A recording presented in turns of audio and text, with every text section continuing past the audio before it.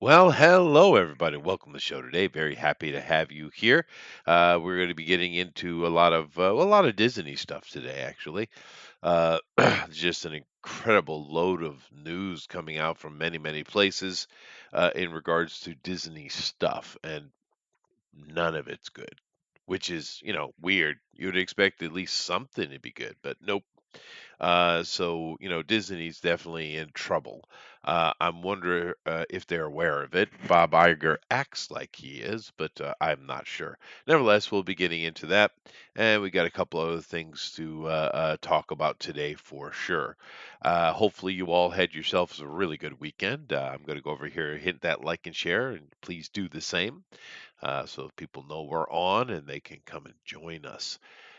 But yeah, I'm kind of curious, of course, every week of what you guys did for your weekend and what kind of fun you got up to or interesting things.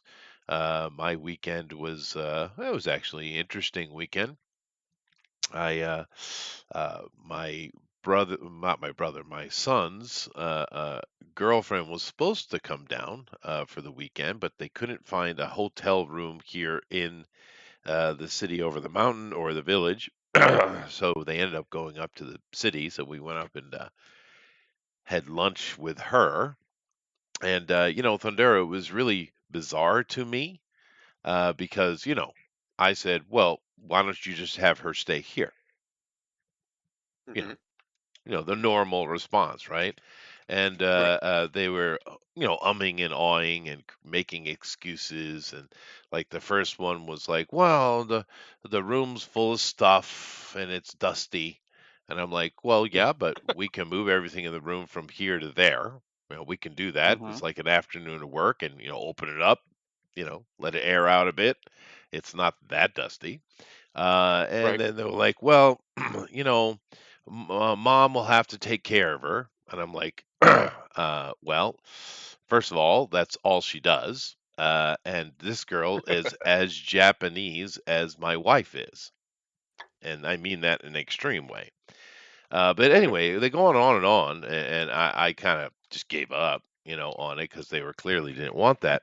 For me, it was a little bit of an eye opener to Japanese etiquette because I've Mm. been here a long time, dude, but I haven't Yeah. experienced this part of it. And damn, dude, it's weird, isn't it? Well, yeah. We're especially to us, very peculiar the way they carry themselves in many ways. Yeah. I mean, I got plenty of room here. Plenty of room, dude, Hmm. right? But it's not about the room. It's inappropriate for the girlfriend, the significant other to stay over. Yeah. And I'm like, Well, huh. I suppose if you're married, it's okay. But even then, they usually get hotels, which is fine. I mm, mean, me as a as a single or married person, I don't bring girl home anyway. And if I am in the area, I'm going to get my own hotel. So I mean, I get that. I mean, that's not weird for me. But it was just a situation where there's no hotels available. So all right, just stay here. But right. no. Well, Yeah. anyway, it didn't happen. They stayed up and they spent the weekend together up in the city doing whatever. But we did go up and have lunch. And oh, we ate a lot. I'm still full, dude. Now, I'm one of those, I know this, you're not going to believe this, but I can't eat a lot at one sitting, dude. Hmm. I'm one of those people. I just don't have, my whole family eats more than I do, dude. I just can't. I don't know what it is. I'm a big giant guy. You would think I'd be able to eat tons of food, but I can't. Do you eat multiple times throughout the day? Nah, I Like, usually do eat you? once a day. Yeah. See, I don't even understand how you survive that way, being such a big guy. I don't know. I don't eat. I mean, I guess through the day I might have a snack here or there, like a banana Uh-huh. or I like pretzels. Oh, I love pretzels. Pretzels are a good time. They're Yeah, just they're just simply a good time, Jesse. they are. I do Yeah. enjoy my pretzels. I used to eat peanuts a lot, but I'm not supposed to eat those much anymore. But Well, occasionally, you know. But Peanuts are good, yeah. especially if you get in shell peanuts, right? Where you Oh gotta yeah, crack them yeah. out. Of course, Yeah. of course. But there's a ton of calories in peanuts. They are Yeah, really dense. they are. But there's something about peanuts that was spiking my sugar. That was my main problem. So Huh. I don't eat peanut much, because I had, more than a decade or so ago, I had a diabetes, Mhm. and The we beatus. diabetes, yeah, and we went through, kind of trying to dropping things out of my diet, trying to figure out what it was, and it was the peanuts, Right. right? Huh. So yeah, so I don't eat them much, What about occasionally. other nuts? Other nuts No, bother you? no, just the bean. That is the peen. Oh, that didn't come out right at all. Well, because technically, is it peanuts that aren't technically the same as other nuts? They're a Aren't they like a legume. bean or They're not something? a Yeah, nut yeah, at yeah. all. Yeah, yeah, yeah, Yeah, that's what I thought. yeah. Which I don't know, but it is what it is. So adjust. So I did. Huh. Um, but yeah, because I don't have any problems anymore. But it was good though. I was eating somewhat unhealthily, and I lost a shitload of weight. So Yeah, you know, that is always good. yeah. Because man, do I feel better after Oh losing yeah, all that weight. And the weirdest part about it is you don't necessarily feel bad until you no longer feel bad. And you're like, yeah, "Wow, I was miserable and I didn't even yeah. You didn't realize it." even know it. Yeah, that's true. Yeah. It is true. Getting healthy is or healthier Yeah. it is certainly eye opening. But anyway, so I had that, and but I had another problem this weekend because a couple weeks ago, I kind of felt like when I was doing the drawn and quartered, my dog was going to pass away on that day. He was having a very bad day, but he's Oh, still hanging on. But he has his spells where it's like, all right, here mm, we go, right? yeah. But it's it's bad, and he's got this this kind of ulcer on his mouth that we were trying to deal with, but it's just rotting. It's almost gangrene. I think we've done everything we Mm, can. The doctor's like, well, what's the point if I cut it off? He can't eat, and he's going to die anyway. So yeah. anyway, the drama continues. Ah, Now, I see. for Now me, who is it? yeah, That's what I was about to say. Go ahead. Go ahead. well, no, for me, I mean, I've had pets my whole life. I've worked on Yeah, farm. I've hunted. It is the cycle of life. I'm not really yeah. stressed at all. My wife, though, damn, That's what I dude, figured. Yeah. Yeah. Well, that was damn, my question, right? Who is it? Who's the one who won't make the step to just let the dog rest peacefully? it's her, Uh, yeah, that's what I figured. Yeah. 100% her. The weird thing is, as much as an animal lover as my wife is she is a big animal nut. She loves animals and they love her. I call her a druid all the time. Uh, as much as an animal lover as she is, uh, she's not like that. When it's time, it's time, and she would rather them, go out at least somewhat normal to themselves than let them wallow. My cousin's the other way. She'll let an animal, a poor little animal, just wither and wallow, and you're just obviously miserable. And it's like, what are you doing? Like, what are you doing? The poor Yeah. thing, just let it go. It's. Well, But yeah, I did mention euthanasia, and I shan't do that again. you were very politely told to go f yourself, is what I'm gathering. Yes, pretty much. Yeah. Yeah, it's a shame. Some people just have a harder time letting go.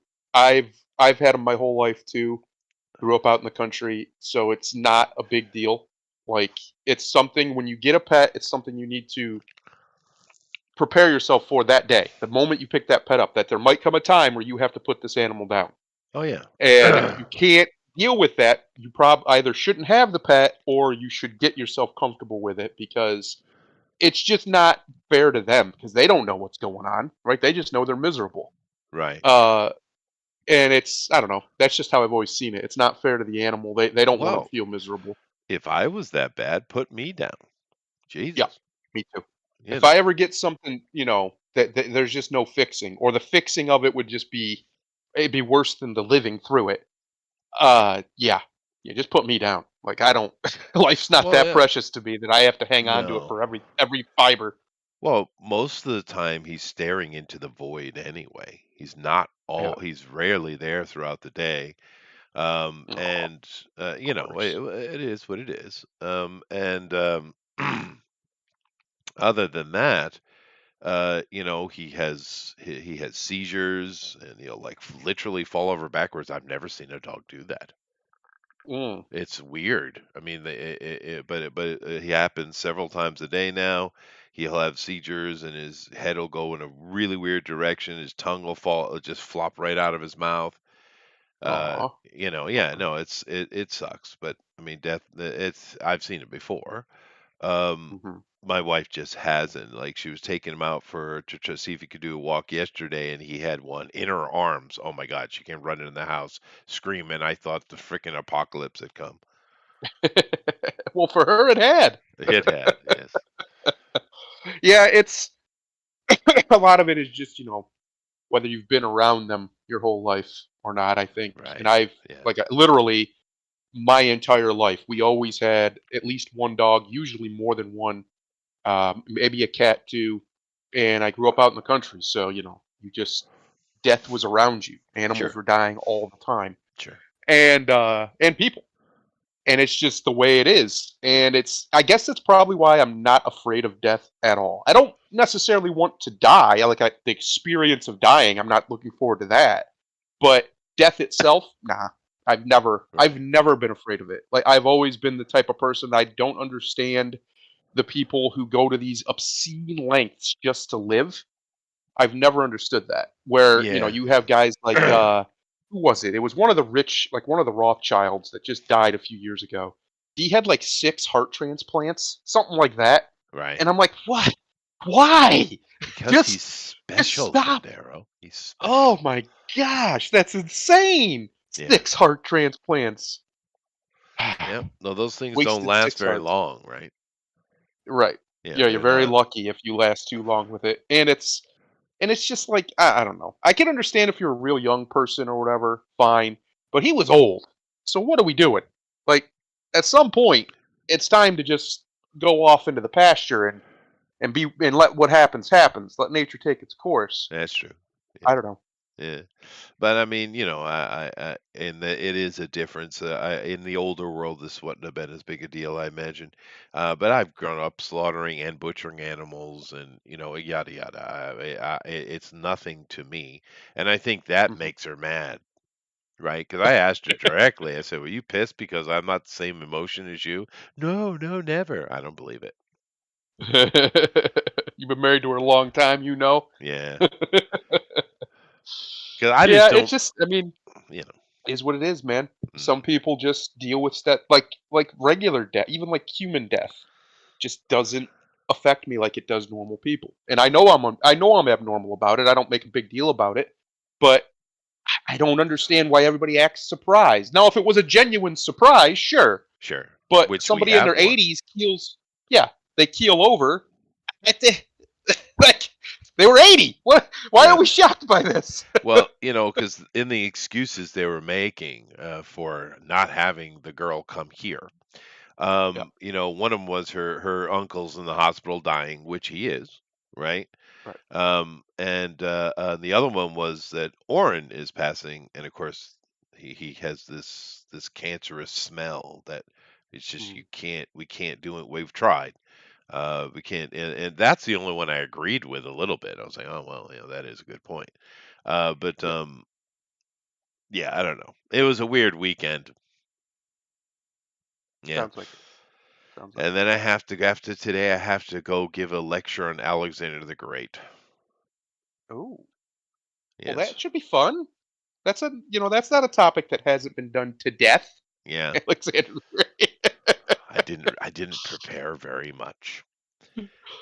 I would imagine you don't require much preparation for No. such a note. He is called the Great for a reason. Yeah. There's a reason for it. But I'm kind of while we're talking, my back of my head is formulating certain talking points I should do. Uh, no, I think Are I'll you going to tell him he was gay? Because that's the big thing now that Alexander was gay. the guy They had love like that. in his Hey, very listen, short life, I think he had 14 wives. yeah, that's right.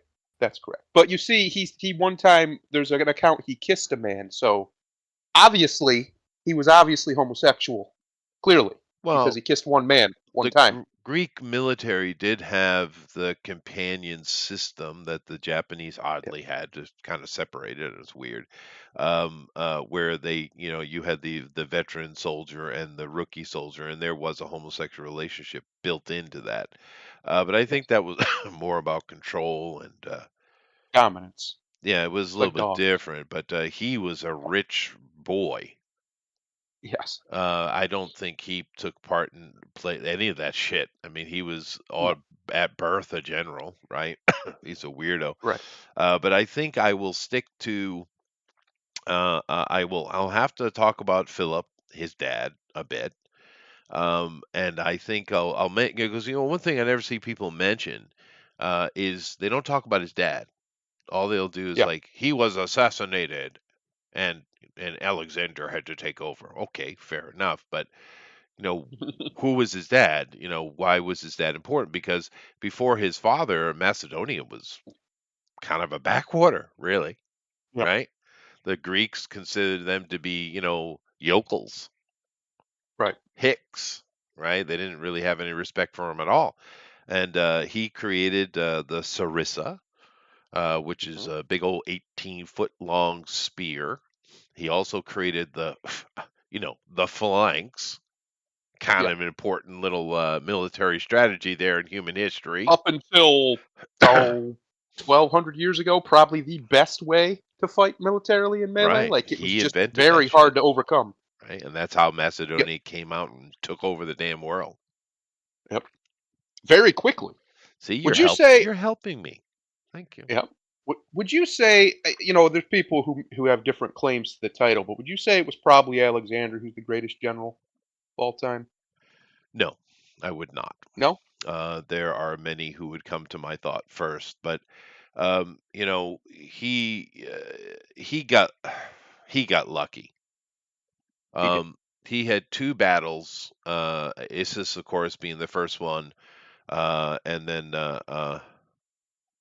Garuga, is that the name? I better look that up. Uh, Uh-oh. yeah, I better check that before I go.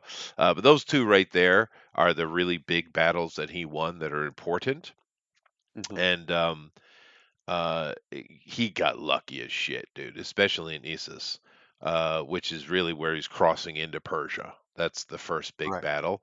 And, his strategy was sound, I suppose, but he and his companions is what he called them, the horsemen, that chunk of men that he fought with himself.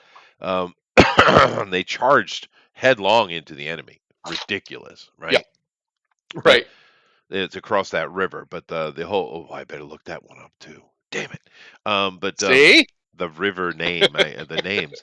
But he was basically a stalling tactic, so his Sarissa could cross the river and get in, and of course once they did, it was over. But you got to keep in mind, at that time Darius was in charge, and the Yeah. Persians like to write the great next to his name. I think it's a little bit of penis envy, right? To Yeah. be honest with you, because by that time Persian Empire was old, long in the tooth, dude. My God. Mhm. And every damn battle they had with the Macedonians, you had they had huge numbers of Greek mercenaries in their Mhm. armies, the Persian armies, and I think that played a bigger factor than we're a lot of when we realize. And also, every damn battle, the center would break from the Sarissa Yep. charge, and they would run away, including Darius himself, several times. Yeah. Old It was, Alexander. Yeah. imposing when you think about it. You got a wall of just spears coming at you. Giant line, super long spears. Yeah, yeah. Yeah. There's like Uh, no in a front to front fight unless you also have a wall of spears. There's just nothing you can do about that. Like right. there's no way to beat it. No Now the one way the had. Romans beat it Yeah. is they went around it. You see, they figured a way to get around them with their swordsmen. But they also had pilas and things that would help, Well, loosen up the lines. and of course, the Pila was created by that famous man of Syracuse. What's his name? Archimedes? Oh, I think so. Yes. Is that his name? I think it was Archimedes. Yeah, it was Archimedes. He was a Grecian, not a Hellene, right? Hmm. And he was over there in what we call Sicily today. And yeah, he created a whole bunch of really cool tech. Man, that's what the Romans were the technological advance, kind of like America of Yep. that time, and the Pelum was ridiculous, and the how versatile that thing was because it had the weight to fly, and then it would break off in your ass. Oh Jesus, it would suck. Yep.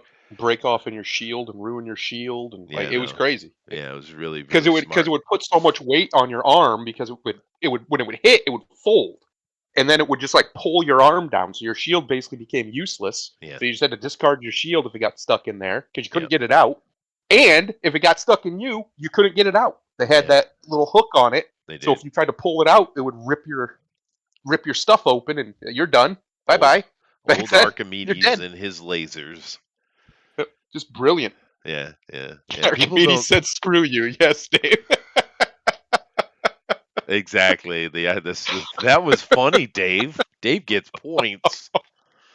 Yeah, he's been listing off generals. No, I think there have been some better generals. Shit, I'd put Patton ahead of Alexander.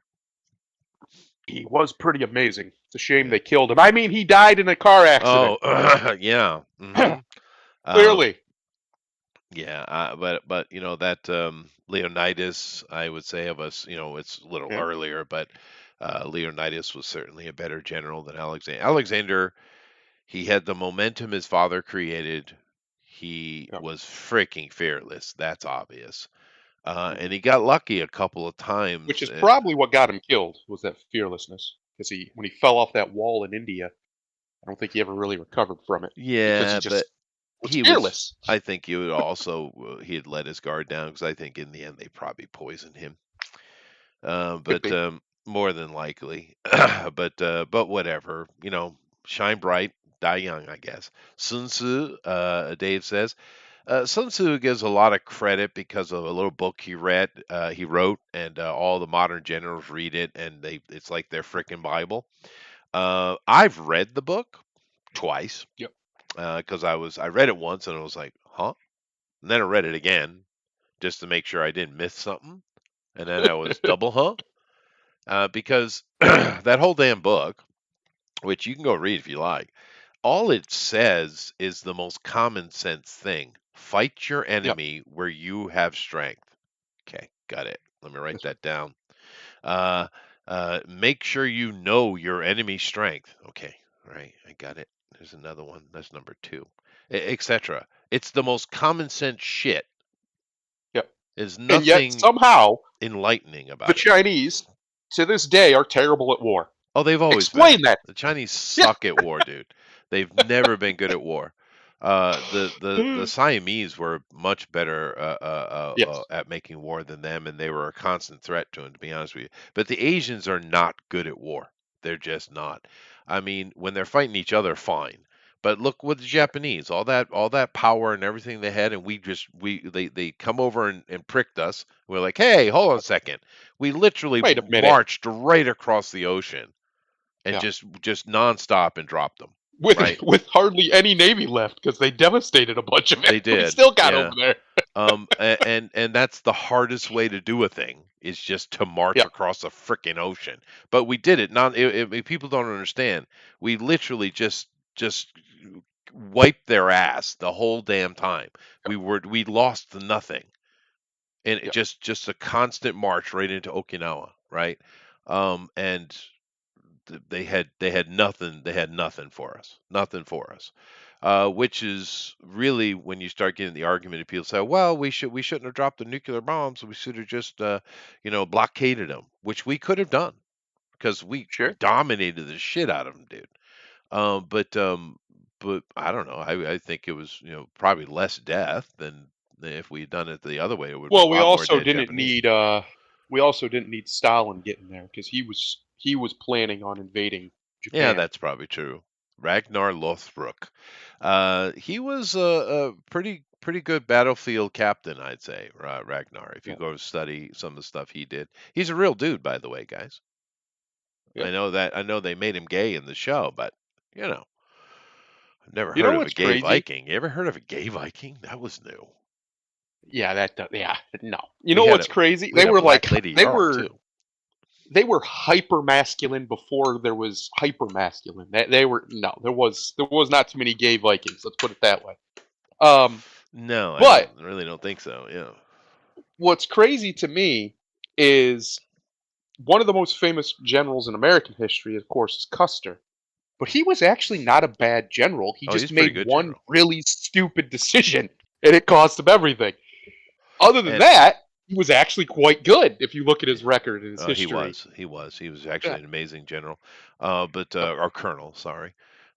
yeah, He was very good at what he did. But and a lot of things people don't understand that battle as well. yep, They think that battle happened and it was over in a certain amount of time, but that battle stretched on for miles and miles and miles away from that battlefield. yep, That was a little bighorn, right? But hmm it stretched way past that battlefield, and there was a lot of things. We've actually have very good documentation of that battle. One of the things that happened, I think, that we don't really know, but if you look at the evidence of the bones in the field we found and all that kind of stuff, I think they had a large retinue of Indian, different kind of Indian, with them. hmm And another thing no one talks about when you see the movies, you don't where's the big chunk of Indians riding with him? You don't see it, right. right? I think they turned on him. I think Could that's what be. happened to him. They made some deal in the background, or they just saw an opportunity to get the damn white man, and they stabbed him in the back. I Boy, think did that's what. that backfire! Holy crap! 'Cause Yeah. that gave the American military a rallying something to rally around, and boy, Oh, did they right. ever! That's when shit My got real goodness. ugly. Yeah. Yeah. Yeah. And you Well. know what? It could have been a total false flag on him too. That could have been us that did it. We're like, listen, we need something to get everybody motivated. All right, get the colonel out here. He's got to go. We're gonna, hey, you guys, we'll pay here, have some money or whatever they want, and Well, boom, it's interesting because in all accounts he was insufferable. yes, He was quite insufferable. Yeah. he was Um, what they call affectionately a twat. Is yeah. what he was. Yeah. Well, what was it? Owen Wilson that played him in the Night at the Museum movies. I think so. I think it was Owen Wilson. And that actually is, other than playing like an idiot, Right. I think that was probably pretty. He was really obnoxious Yeah. type of fella. But whatever. I mean, but he was actually very capable. You look at his stuff.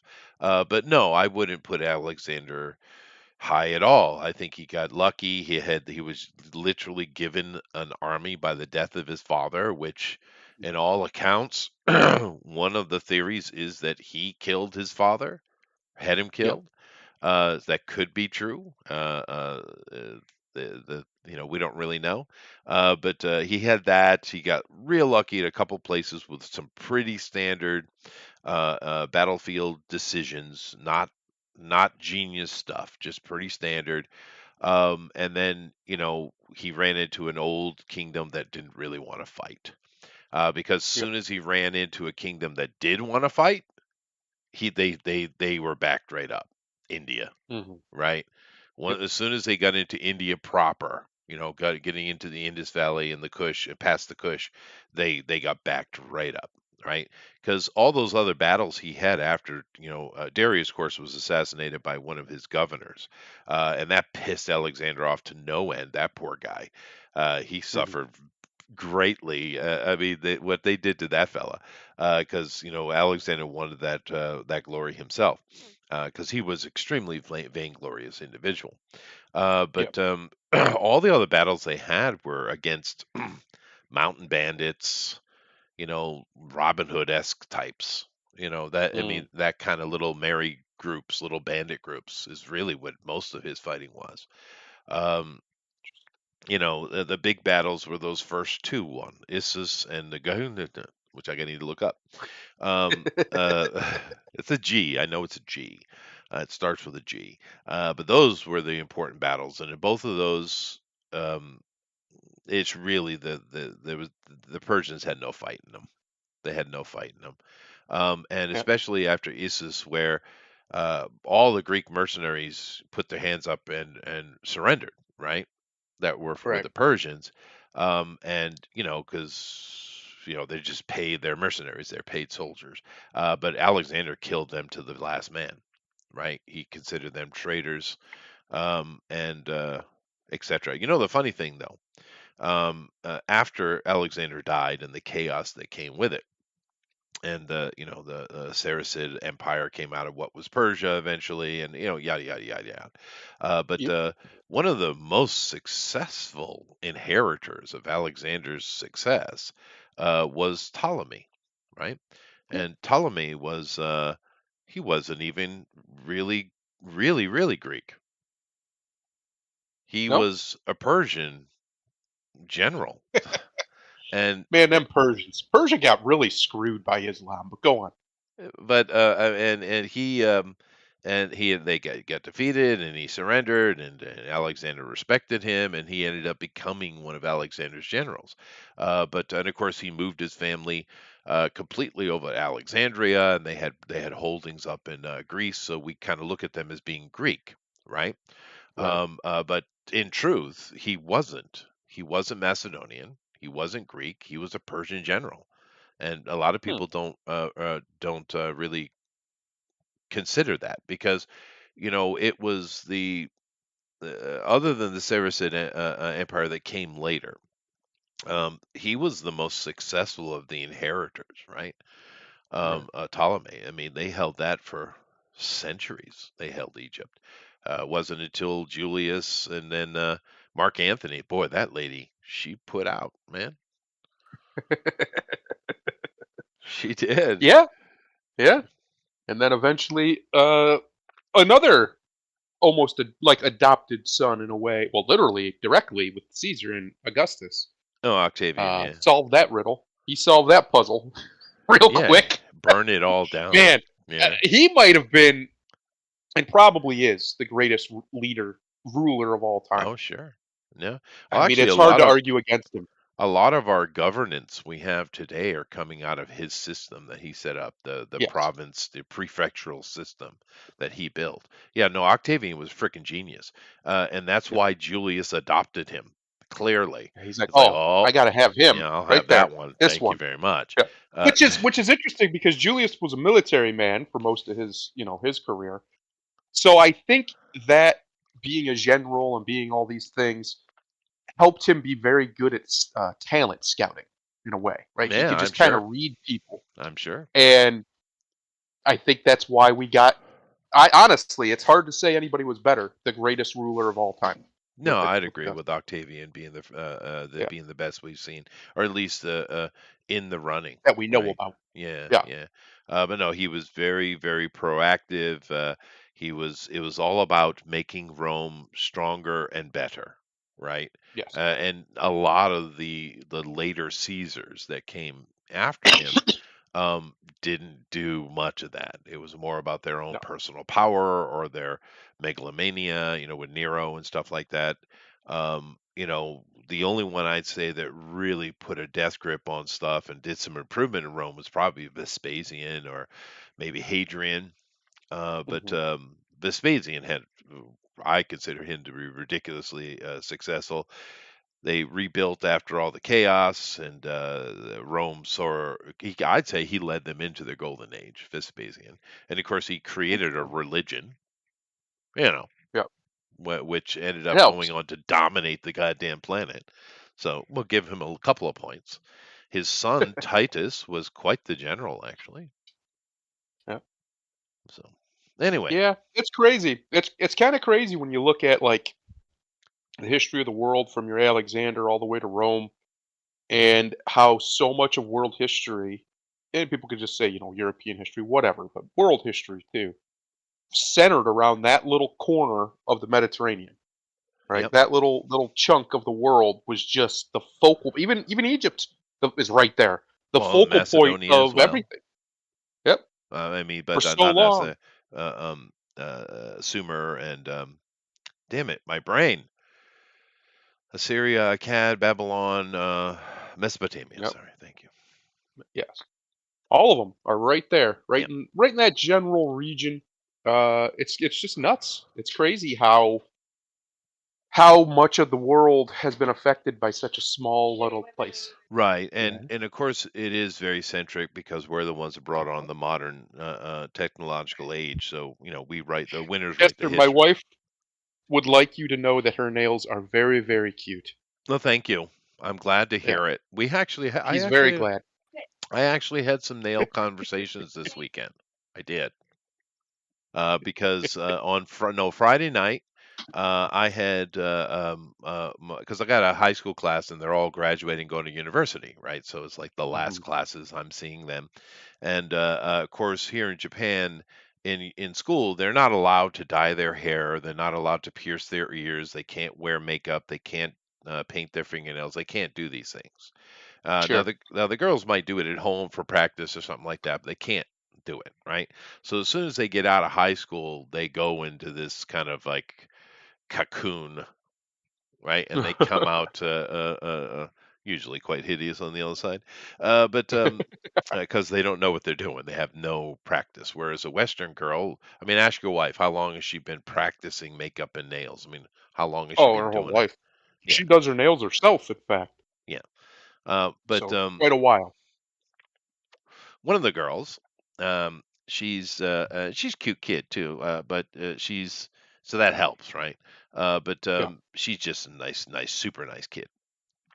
They most of them are, but she came in and it looked like she stepped right out of the '80s, dude. She had a like a nice pair of white pants on. She had a cardigan.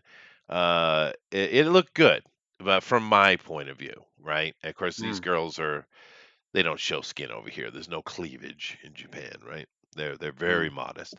But I thought she looked pretty good. She dyed her hair slightly, so it's kind of brown. It was very subtle, and she painted her fingers brown, her fingernails brown, and it was very Oh poor. my. It was not well done at all. But I was like, "Oh, why did you choose brown?" And Eh, she said, "Oh, my friend gave it to me. I guess it's the popular color right now." I learned a lot about current fashion in Brown. Japan. Yeah, Brown is the brown, popular color. I Oh, guess. Japan. But then on the Saturday when we were chatting with his girlfriend, or slash fiance, they haven't announced yet, but she had a weird thing going on with her fingernails, and because I had had that conversation the day before, I asked, and she went into a soliloquy about nail polish. But so but she, I'm glad it's the second time I've spoken to her directly, and oh God, dude, she is so much like my wife. She's so ultra Japanese, dude. Yeah, Uh, I told that's you, how it is. I told you that she asked me permission to live with Yeah, live with my son, yeah, right? She asked yeah. my permission. I told her, "Don't you get him pregnant." Uh, I don't know. She's so That's what conservative. happens though, Chester. It is. Usually, That's not true. always, but usually men marry their moms or a woman that's Yeah, very like it their mom. seems. I Especially if married they have the a good opposite. mom. Yeah. Yeah, if you have a good mom, a mom you really, really close to or really respect or whatever. I tell this story all the time. My mother literally picked my wife for me. Oh, there She you go. called my cousin up. I had just gotten out of a bad relationship. She That's called my creepy, cousin up but and okay. she said, "Listen, do you have any friends who could, maybe go out on a date or just hang out or whatever?" And I'm still with her. She's still here. So So yeah, your mom pimped you out, huh? Alrighty. basically. But my Yeah. point is if your mother's worth anything, which not all mothers are, or if you're not close to your mother, then probably won't. But if you had any kind of normal relationship with your mother and had a normal mother, very often you'll end up married to somebody who's like them. Yeah, no, it seems And to be daughters do the so. same with Yeah, their fathers. yeah. So you probably have some musician in your future that you're going to have to deal with, Chester. Dude, that would be a brave man. I give him all the props in the world because my daughter is vicious, dude. Yeah, I don't. None of us expect anything like that to happen. None of us. Not even her brother, who I'd say she's probably closest to. That's a good thing Yep. with my kids. They got along well. So I didn't Well, have that's any good. kind of struggles in the house. But whatever. I mean, she's a nice kid. She's a little teeny thing. Jesus. But cute little thing. You know, she's not, but not too cute to be worrisome, right? Kind of a Mhm. normal cute. Yep. Very Japanese, very demure, very polite, ultra polite. I don't think she's really caught on to my sense of humor yet. She Oh will, no. or not. Oh no. Well, because I can literally hear your wife's eyes rolling as you're telling jokes right, to this uh, poor girl. I can hear it through your voice. I can hear it all the way across the ocean. right, yeah. But I don't know. I think it's a good choice, and they get along. And one of the things I noticed in this second meeting with her, because she was a little Mhm. more relaxed than the first time, was she laughs at his jokes a lot. Aw, Well, that's a good thing, right? That's something to yeah. notice. She thinks he's funny, and she has that smile. She looks up with that smile and that glitter in her eye. So I'm like, oh, okay, Aw. yeah, no, Is that's your good. son tall like you, or did he get the Japanese Well, he's taller shortness? than the average Japanese, but he's not my Gotcha. height, no, unfortunately. Yeah, I know that pain. My father was 4 inches taller than me too. Ay. Yeah, no, I know that it pain. You is. look up, you're like, how did I not get your genes? Oh, that's right. My mother's only five, not even 5 foot tall. That's how it happened. I got Actually, stuck in the middle. he's probably 5. I'd say he's closer to 5 or 6 inches shorter than me. Um, Yeah, but um, but I am an odd giant. Like I said, my family isn't my size. you're just a You know, giant of a man. Are you sure just your father's your father? I don't I'm know. positive. Probably, yeah. But my Because mother's like 5 foot flat. You know, yeah, she's my mom little. was 4'11". Yeah, yeah. My So wife's 5 foot. My beautiful wife right here, yeah. who I got Well, a kiss from. oh, there you go. Actually, my wife's probably closer to 5'3". I'd say 5'4", 5'3.5", something like that. But so and she's quite tall in Japan. She's not like Yeah. crazy tall, but she's a little taller than average. But for me, she's a little thing. But anyway, it was all good. So we should probably get on with today's stuff. We chatted Yeah. history I quite a mean, bit. I guess. Yes, but I did. Now I have a game plan for Alexander. I have to do a little research after we get off, though. Uh-oh. It'll I be just, easy to find. well, I need two. I have to look up 2 or 3 words. Yeah. Make sure, because most of it's all in my head. So, Haystack Calhoun. He was a mountain of a man. Yeah, no, I know what that feels like, dude. I've always So been I big. have one more question about Alexander. Well, Yeah, not even about Alexander, about his dad. The name Philip. yeah, You're the guy to ask this question. yeah. How old is that name? Oh, it's super old, dude. Yeah. Apparently. Because that's over 2,000 years ago. Let's see. The oldest Philip I know would be probably some of the tales of Troy Hmm. with Agamemnon. So that's what 1300 BC E. Yep. Um, it's coming out of an Egyptian name. I don't know. It's probably 20, 30, 40,000 years old, something like that. Oof. At least its root is super old. Right. Yeah. But yeah, it's a very old name. I know but you got to keep in mind, most Europeans, which is what we are, right? Mhm. Are have biblical names, right? I'm Yep. weird, right? That's Um, true. but most don't. And those names are way old, dude. They're really, really old. So we Yeah. think John is like just a standard name, and we laugh at Chester because you got a weird old name.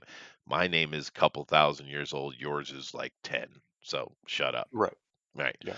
But they're really we use a lot of ancient names in our modern Western world.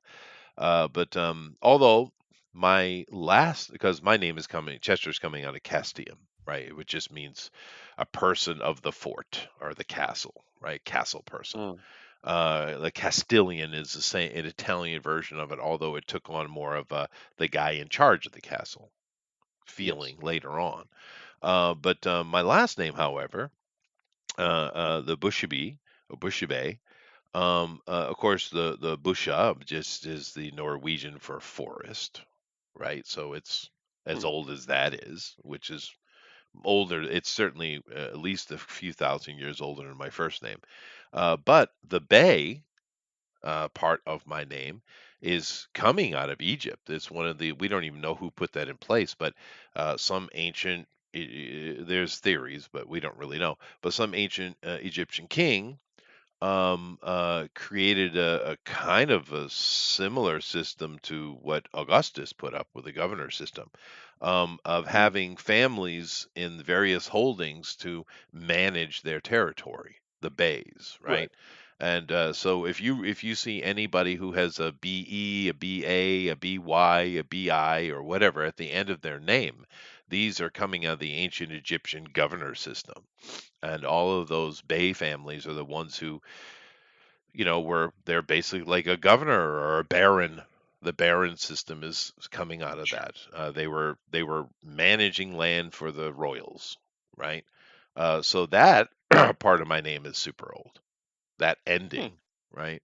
So somewhere along the line, uh, uh, uh, the the Boucher family of Norway, there was a part of them that actually the Bushes, the modern Bushes, were probably workers on our lands.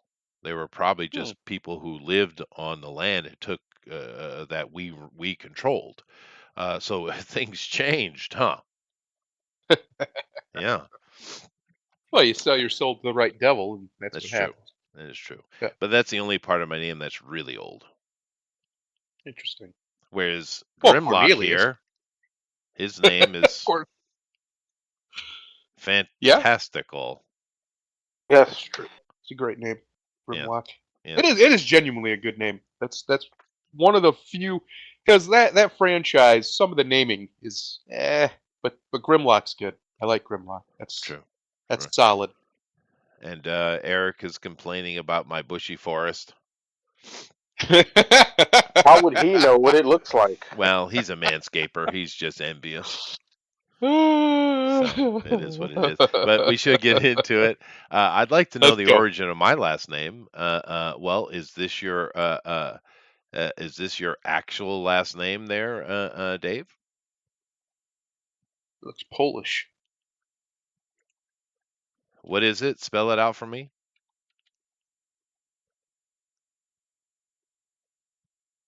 Here, let me bring it up. I'm sure I can. If that's your last name that I'm looking at here, I already see many roots that I recognize. So let me just check.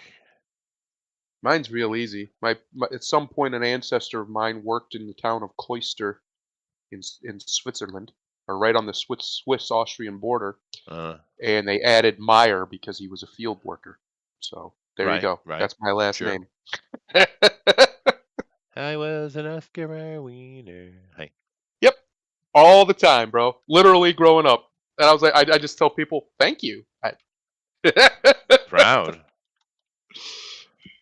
Well, I do see pieces of this already that I recognize root pieces. So let me just see if it has an overall application. But The funny so thing is a lot of times your name is literally just where your people were from and something they did. Like I just said, mine. It's very often, very common. Like you said, yours. Your the B at the end, the bay. yeah. Yeah, same idea.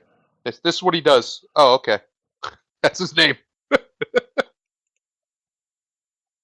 Yeah, no, I mean, but a lot of this is coming out of ancient times and stuff like that. So, Yep.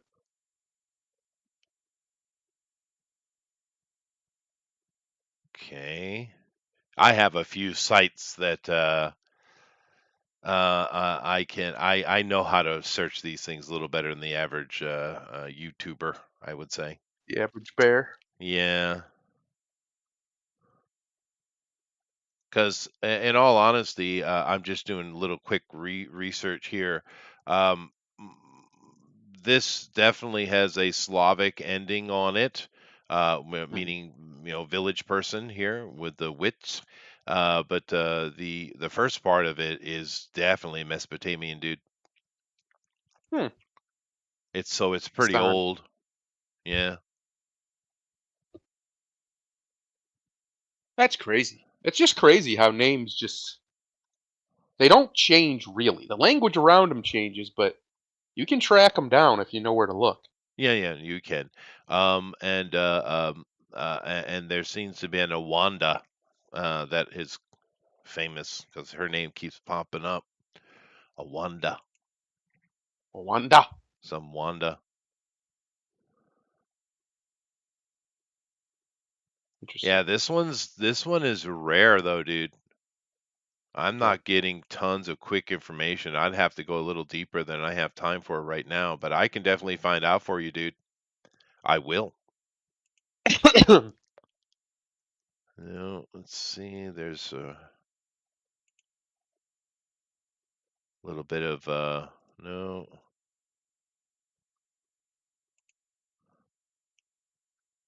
Uh-oh. You've sent him down a rabbit hole, I man. have. Um, He's gone. He's down at the bottom now. He's drinking tea and eating crumpets. Yeah, no, it'd take a little. I have to break the name up and stuff like that, but it's definitely coming out of the it's definitely coming out of the Hashishiya for sure. Um, Mm. and that has Middle Eastern, but actually, I think that's going to take us back to the Bedouin, isn't it? Yeah, that's going to take us back to the Bedouin. So, this name, uh, I would say, um, hmm. What about this last piece here? No, that's just the Slavic ending. Hmm. Let's see here.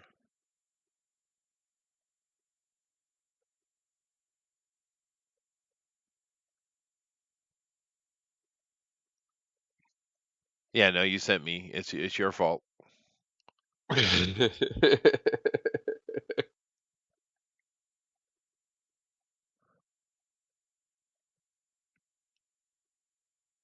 Now I'm kind of wondering how that root got up in there, but it must have been during the Muslim invasions, I'd say.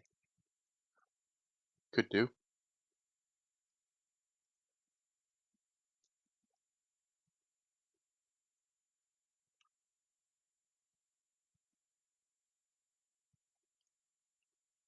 Huh. Okay. I'll have to put some more time into that, but I would say, Dave, that it's probably referring to field worker. The oldest application of it, the front part of it, is probably talking about field workers, people in the field, a farmer, or a harvester, maybe the first part of it. The second part of it is it's just a Slavic ending, meaning person of, right? So that's not that hard. Mm. But the asana, the hashana, hashina. Is coming out of that, and of course, the word assassin is directly related to your name. Uh-oh. I don't know if you ever noticed that. But that's Uh-oh. coming out of a sect and a nickname of the old man of the mountain, the leader. Is that's coming out of his name. But it probably means field worker. Yeah, That's like probably mine. what it means. Yeah, like Yeah. most names. Most names come out of job or location titles, right? Like my name. Yeah. There's a bay on the end of it now. Some point in history that they were given responsibility, but it just means forest person, right? So it's that most names are like that. Yeah. The sad thing So is, you're telling me you're literally a Sasquatch. That's what you're saying. yes, I am the Gotcha. hairy man of the forest. Yeah. But I'll look into it a little deeper and see if I can find more information. But my initial guessing is it simply relates to field worker, because in particular the Hashia is a person who gathers the bound reeds, right? Hmm. So I think so, but I'll look into it because I'm also curious about the Slavic application of it, because that has some interesting timing where this came out of history, I would say. But I'll look into it.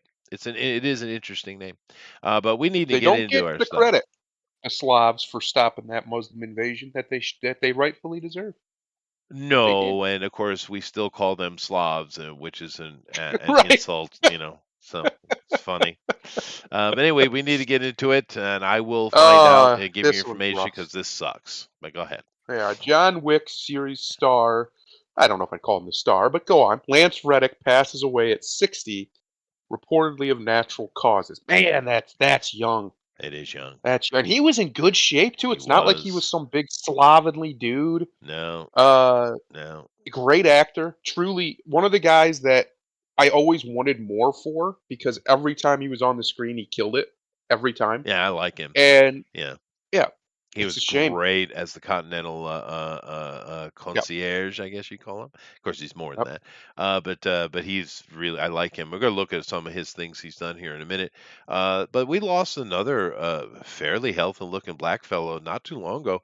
Grimlock, what was that black dude that died kind of all of a sudden? And he was really trying to help the black community by calling out the stupidity, calling out black women.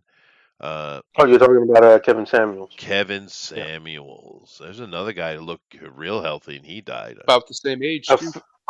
They said he officially died of hypertension, Eh?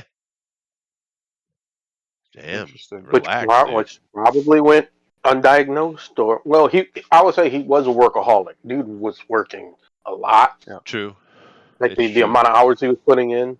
Yeah. So Well, it probably was something under the radar that just yeah, because a just lot hit of him. people don't realize, like for men, I think it's 85% they have like a first cardiac episode that takes them out. Yeah. Yeah. No, it's fair. It is fair. It is like that, but it is a bit surprising. Yeah, because I mentioned him Yeah, because him and Lance here seemed quite healthy and hale, right? it's weird that you mentioned that because this past Monday they had a live stream on his channel that was it was like a celebration of him Right. of what would have been his I believe his 58th birthday. Oh So wow, so he was way young.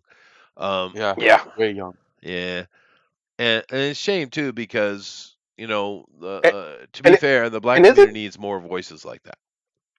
Yeah. and isn't it awesome that we could live in a time where you can say 57 is way young? Yeah. Well, most of Because history that's really young. yeah, most of the time, at least into these last 50 years, you lived to 57, you was considered old as dirt. Not Um, really. Yeah, this is a misnomer that people have had. The Middle Ages or the Dark Ages seem to be a pretty rough time, and there's still places today yeah. that the average life expectancy doesn't even hit 30. Africa. And Well, anyway, yeah. Well, um, but even still in America, because at least pre-industrial revolution, or just revolution. a black man in America. They Yeah, don't hit that 30 on average. But the number is skewed because a lot of people died in their childhood, yeah. And like in little kids. childbirth. But if you made it to 20 years old, chances are you'd make it to 65. Yeah. Pick any point in history. So it's not too different. We can add on a decade or two here these days because of our modern medicines. So we can live longer now. But that is a misnomer. A lot of people say, "Well, people died in their 30s." It's not true, dude. They died in their ones and their twos and their threes is when they died. Yeah, they died If you real young. Yeah, if you got past your childhood, you're probably good to go. I Which mean, still happens sometimes, even with modern medicine, where kids just die for some reason. Well, it's just but it's a lot more rare now, just that's because we have right, advances. and that's why the population has boomed like it has. But anyway, Yeah, I get your point though, Grimlock. But yeah, so And traditionally I hope, it's a touch young, yeah. I do hope that whatever he was working on last, because I don't, is he in the latest John Wick Of movie? course he is. Yeah, oh yeah. yeah, He yeah. Oh, actually good, he because actually does kind of become a star in the third one. Up because He until then, he's does, just a yeah. yeah, side character. Well, I thought we'd but take a look at it. His God, dude, he's only I 8 years. I just don't want the last thing people remember him doing is that shit Resident Evil series. That's all. Oh, that was Oh horrible. no. As long as that's not the last thing Yeah, he's remembered for, I'm no all He's right. evil. probably, I would imagine, he's in the fourth one, so he probably has something to do there. I'm sure he Um, was. Yeah, but which and comes out in a couple weeks. The we fourth had one, so forgotten Grimlock. Why were you reminding us? But that was paycheck. So he's only 8 years older than me. Damn, dude. All right. So I just want to take a look at his filmography. I just thought we'd take a look because I know I've seen him through a ton of stuff, dude. He's done a little producing and stuff like that, a little voice acting, it looks like. Yeah. But I know he's a lot of TV. I just want to take a look here at what he's done in his life, dude. And And that name, he started super late, Lance dude. Solomon Reddick. That's a name. I know It that's is, a yeah, name, it bro. is. So he started out on TV. He was like in his 30s when he started, so like 30. Yep. So Yep. he started a little bit late. But a lot of TV stuff. So all tests, the West Wing thing, he played a bit part. Law and Order. So tons of TV stuff. Tons of TV stuff. Law and Order stuff. He got little bits and pieces. The Wire. There you go. That's where I Yeah, that's where remember he him kicked from. off. Yeah, Yeah. because he was a constant in that one. What is it, 60 episodes? Yeah, yeah. So he picked up a few things there. He got a series run here in the Oz. That was the prison one, wasn't it? Yeah, Yeah. Yep. I believe so. Yeah. That one was pretty good. So, I don't remember him from that, but he was somewhere there. That other African dude got his bones on that. But okay, so definitely The Wire. I mean, that was what kind of started him out. And then he started doing little things. Fringe. I remember him from Fringe. Yeah, Yep. yeah. Where was that? Oh, anyway, I remember from Fringe. Jonah There he Hex. is, right Yeah. there. 90 episodes on Fringe. Oh, there it is. Yeah, 90 episodes. Yeah, I remember him from that. Let's see here. White House Down. Was this the good one or the dumb one? No, that's the one with Jamie Foxx. That's the dumb one. The one with Gerard Butler is a good one. Yeah, don't confuse Yep. yourself. The remake of Old Boy. We shan't talk about that at all. Uh, Intelligence, some TV show that failed. There it is, John Wick, back down there Yeah, John as Wick. the concierge. So he He's in a certainly couple of good video games too. Yeah, that's Yep. true. So most modern young people would know him simply from, John Wick, and that's fine. But Yep. he was on The Wire, he was on Oz, and he was on Fringe, and he was great in those Oh, he things. played Raj Al Ghul in Batman. So apparently, Yeah, He voice, he was a voice, voice yeah, actor in the Payday voice, 2. Nice. yeah. Well, let's see what's happening here at the top. Oh, he got busy. He started making money. So good for you. 68 episodes of Bosch. I don't even know what that is.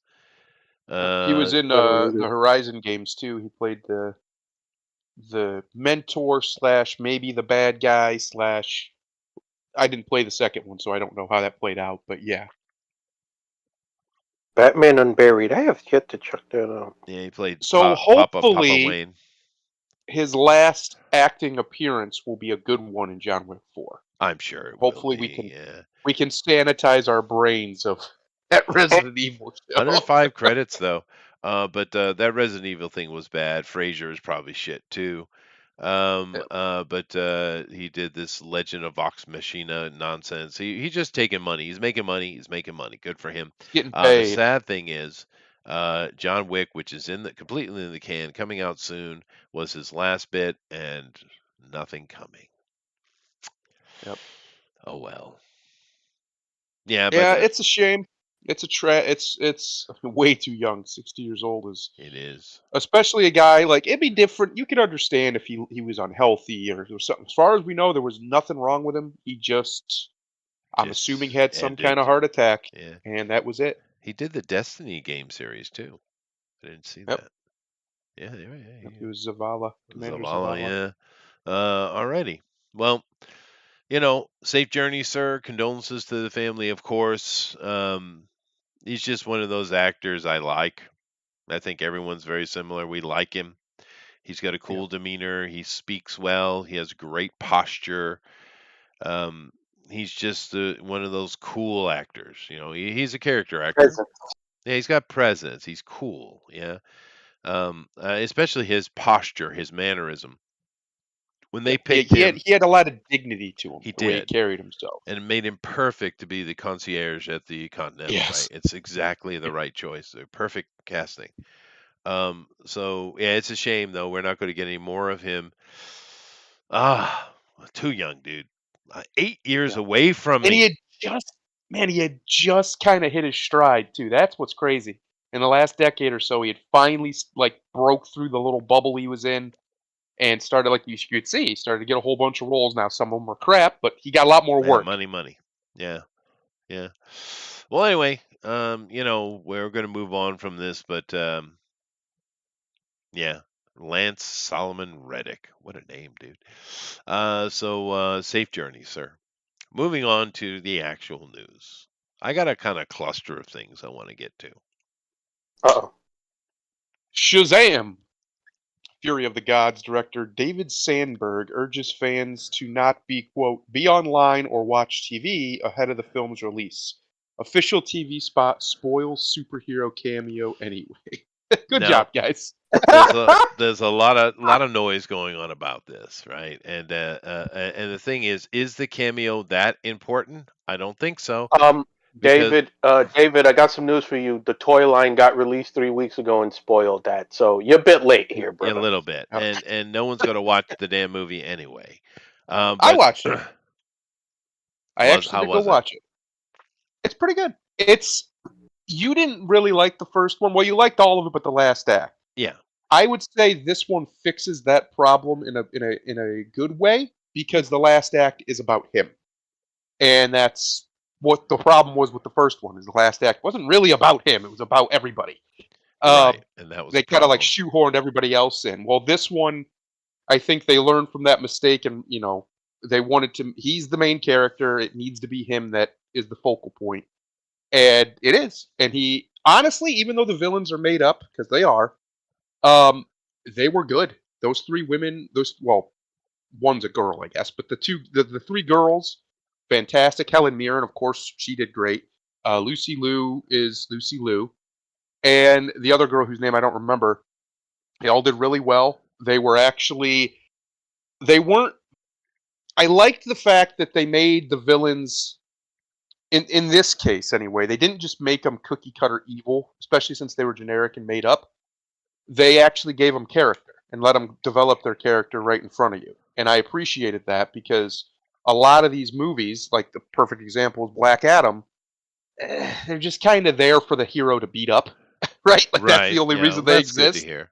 I'll be Yeah. back and maybe So you guys continue on. And of course, the spoilers. Wonder Woman shows up. So yeah, tell them spoilers. about Wonder that. Woman shows So, up. She so shows up right at the end. They tease her because if you remember in the end credit scene or whatever it was of the first movie, they had the Superman cutout guy show up, but it wasn't Henry yeah, Cavill because they didn't show his yeah. face, because they didn't know if he was coming back, and DC had screwed him around for so long, and it was a big nightmare. Well, they teased that earlier in the movie in like a dream sequence where he's dreaming about going on a date with Wonder Woman, and they don't show her face, and then her face takes the face of the wizard, and the wizard starts scolding him basically, which was pretty funny. But regardless of that, eventually she does show up right at the end. I'm not going to say exactly what she does, but she's necessary. But it is nothing more than a cameo, and then she just leaves. Um, and yeah, it's. I would say it's better than the first one. The only problem I have with it, the major problem, is I think him being immature bit gets really stale by the end, and it's just like, he's supposed to be almost 18 years old at this time, Billy. He doesn't act that way when he's in Shazam mode. And that's kind of like it's just kind of off-putting. Even my wife, that's what she disliked about it too. She doesn't like his characterization of this character because it's just too goofy and childish. And by this point, he's almost an adult. He probably should, be a little bit more mature. And the weird thing is that the kid version of him, right, when he's in his normal form, is more mature. He's not as goofy or zany. And then when he goes Shazam, it's a weird juxtaposition. It's backwards. Yeah, it's not terrible, don't get me wrong, but they do make a point of it doesn't seem like he has the wisdom of Solomon. Where is the wisdom of Solomon? Why is he not wise? Why isn't he making wise decisions? Right. That's kind of a narrative theme throughout the movie. They kind of punt a little bit on that, but the wizard does come back because for some reason he didn't actually die in the first one, and he's probably the best character because all the goofiness that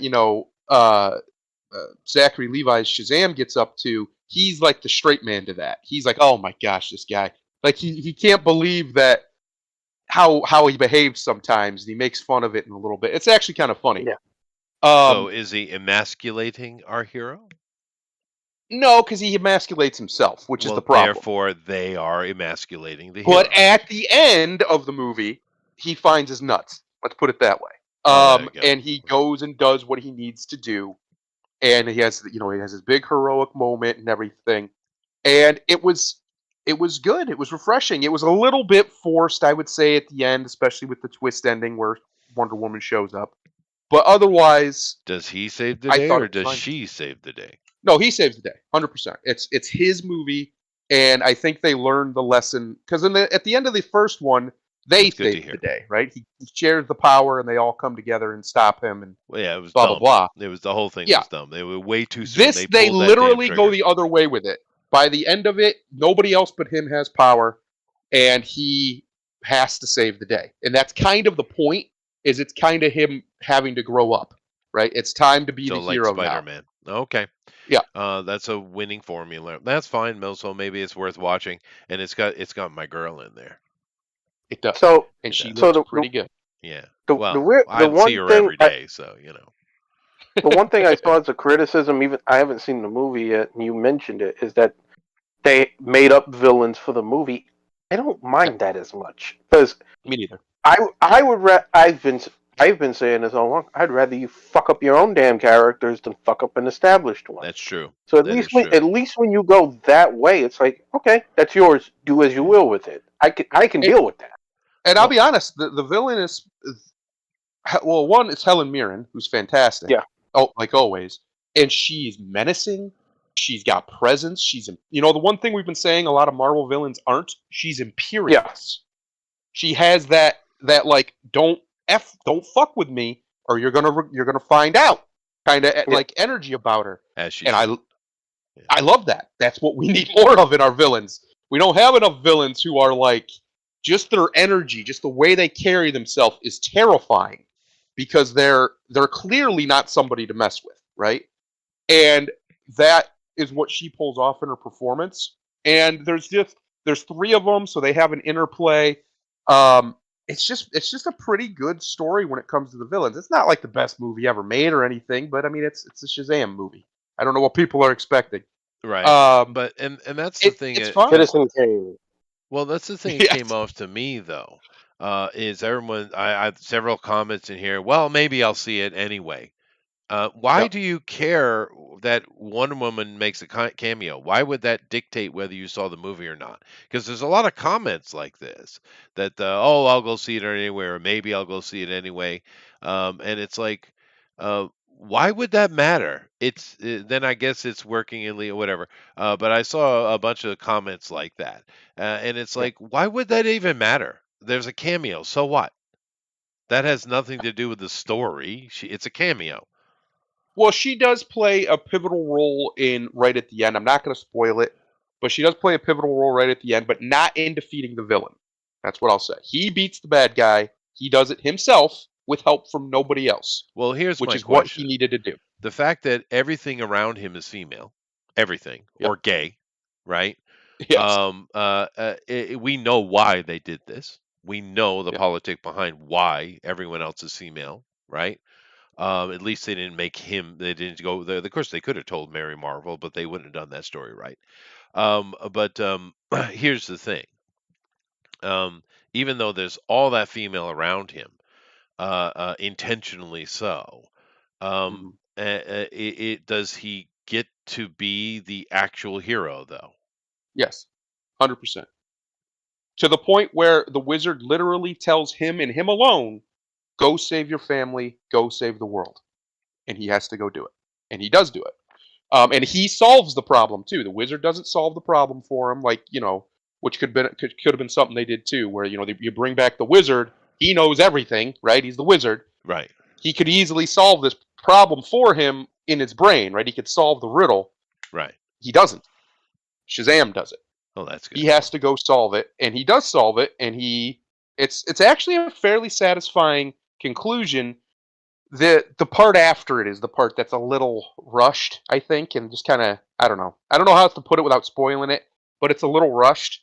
But as far as who the hero of this movie is, he's the hero of the movie. Now, up until that ending, yes, there's a lot of Mary's better than him situation, or she's smarter than him, or the cripple kid who I think his name's Freddy. He's better at being a superhero than him, stuff like that. But that all goes away, and we're left with him to solve the problem, and he does, and he rises to the challenge.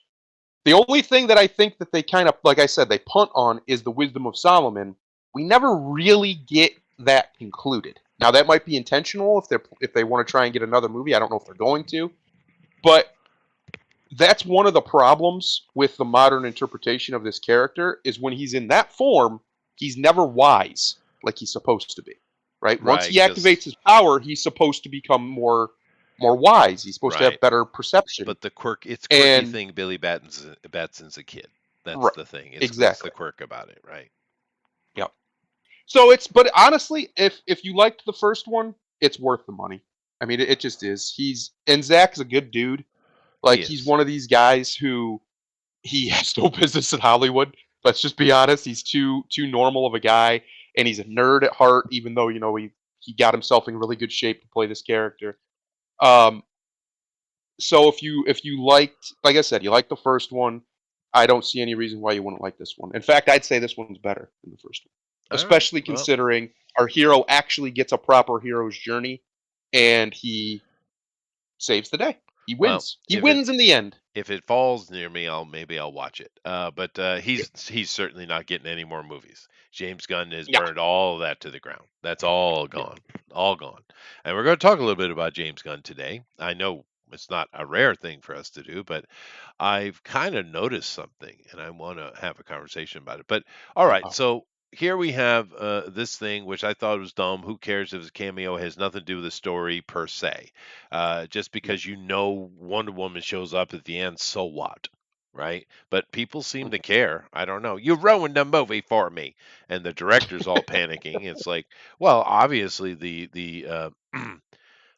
the Warner Brothers themselves and DC Comics made a decision. Well, this thing isn't getting any hype. We got to do something. Gal Gadot shows up. Didn't help it. This movie's bombing like freaking ridiculous levels, dude. It's wicked bomb, right? Out of the gate, which sounds unfortunate because it sounds like it's actually watchable. But the people are just kind of, because you see a bunch of you can't assume anything these days, and we do assume because there's a bunch of women baddies. Okay, ideology, right? Yep. So people are just abandoning these things, and no, I would say he even gets to beat the living hell out of one of them.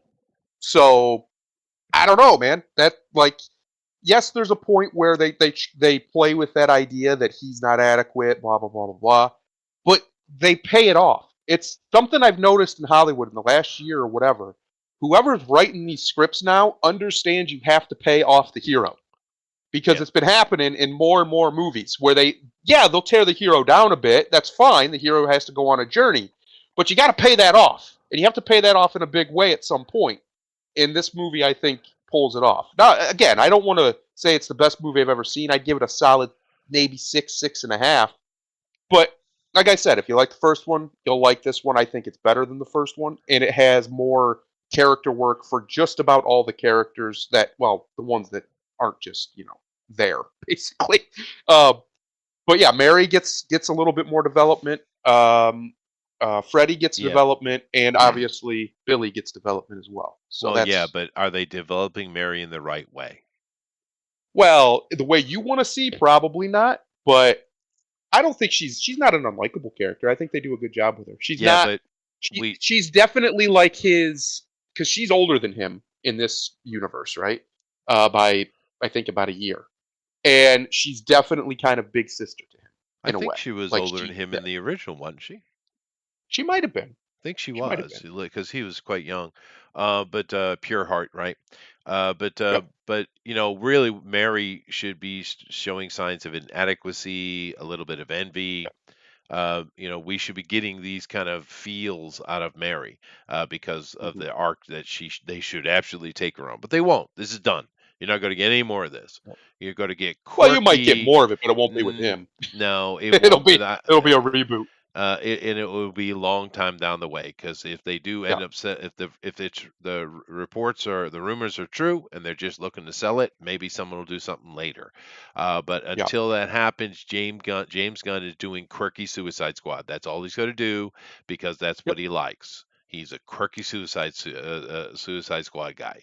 That's who he is. You ready for zany Superman? Yeah. Be throwing zingers at everybody? And I have a feeling we're not going to see any of that. I think we're going to get, and I will talk about that in a minute. But continuing this arc,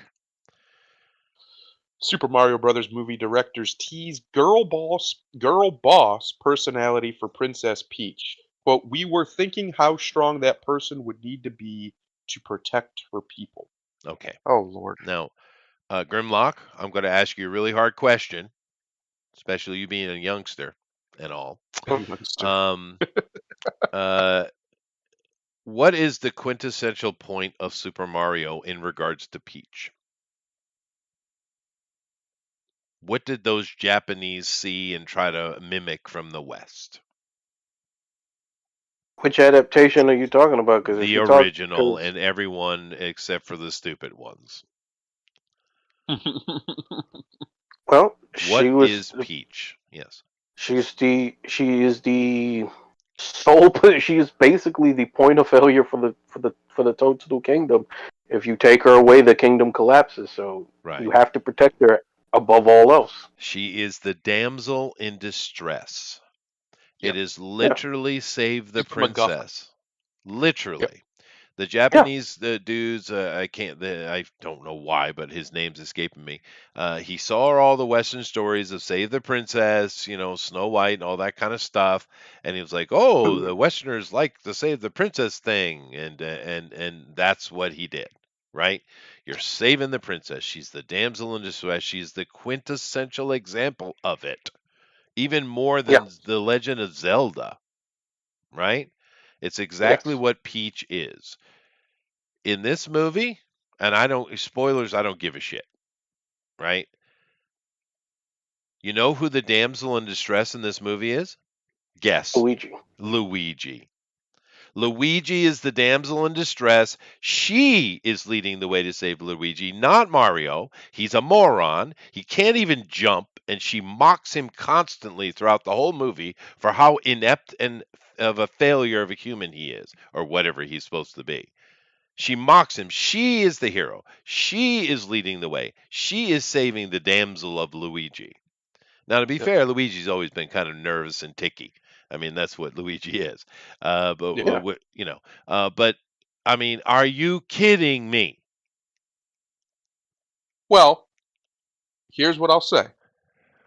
Now, like you just said about Shazam, going into it, you would think that the movie is basically Cuck Shazam the movie, but it's not.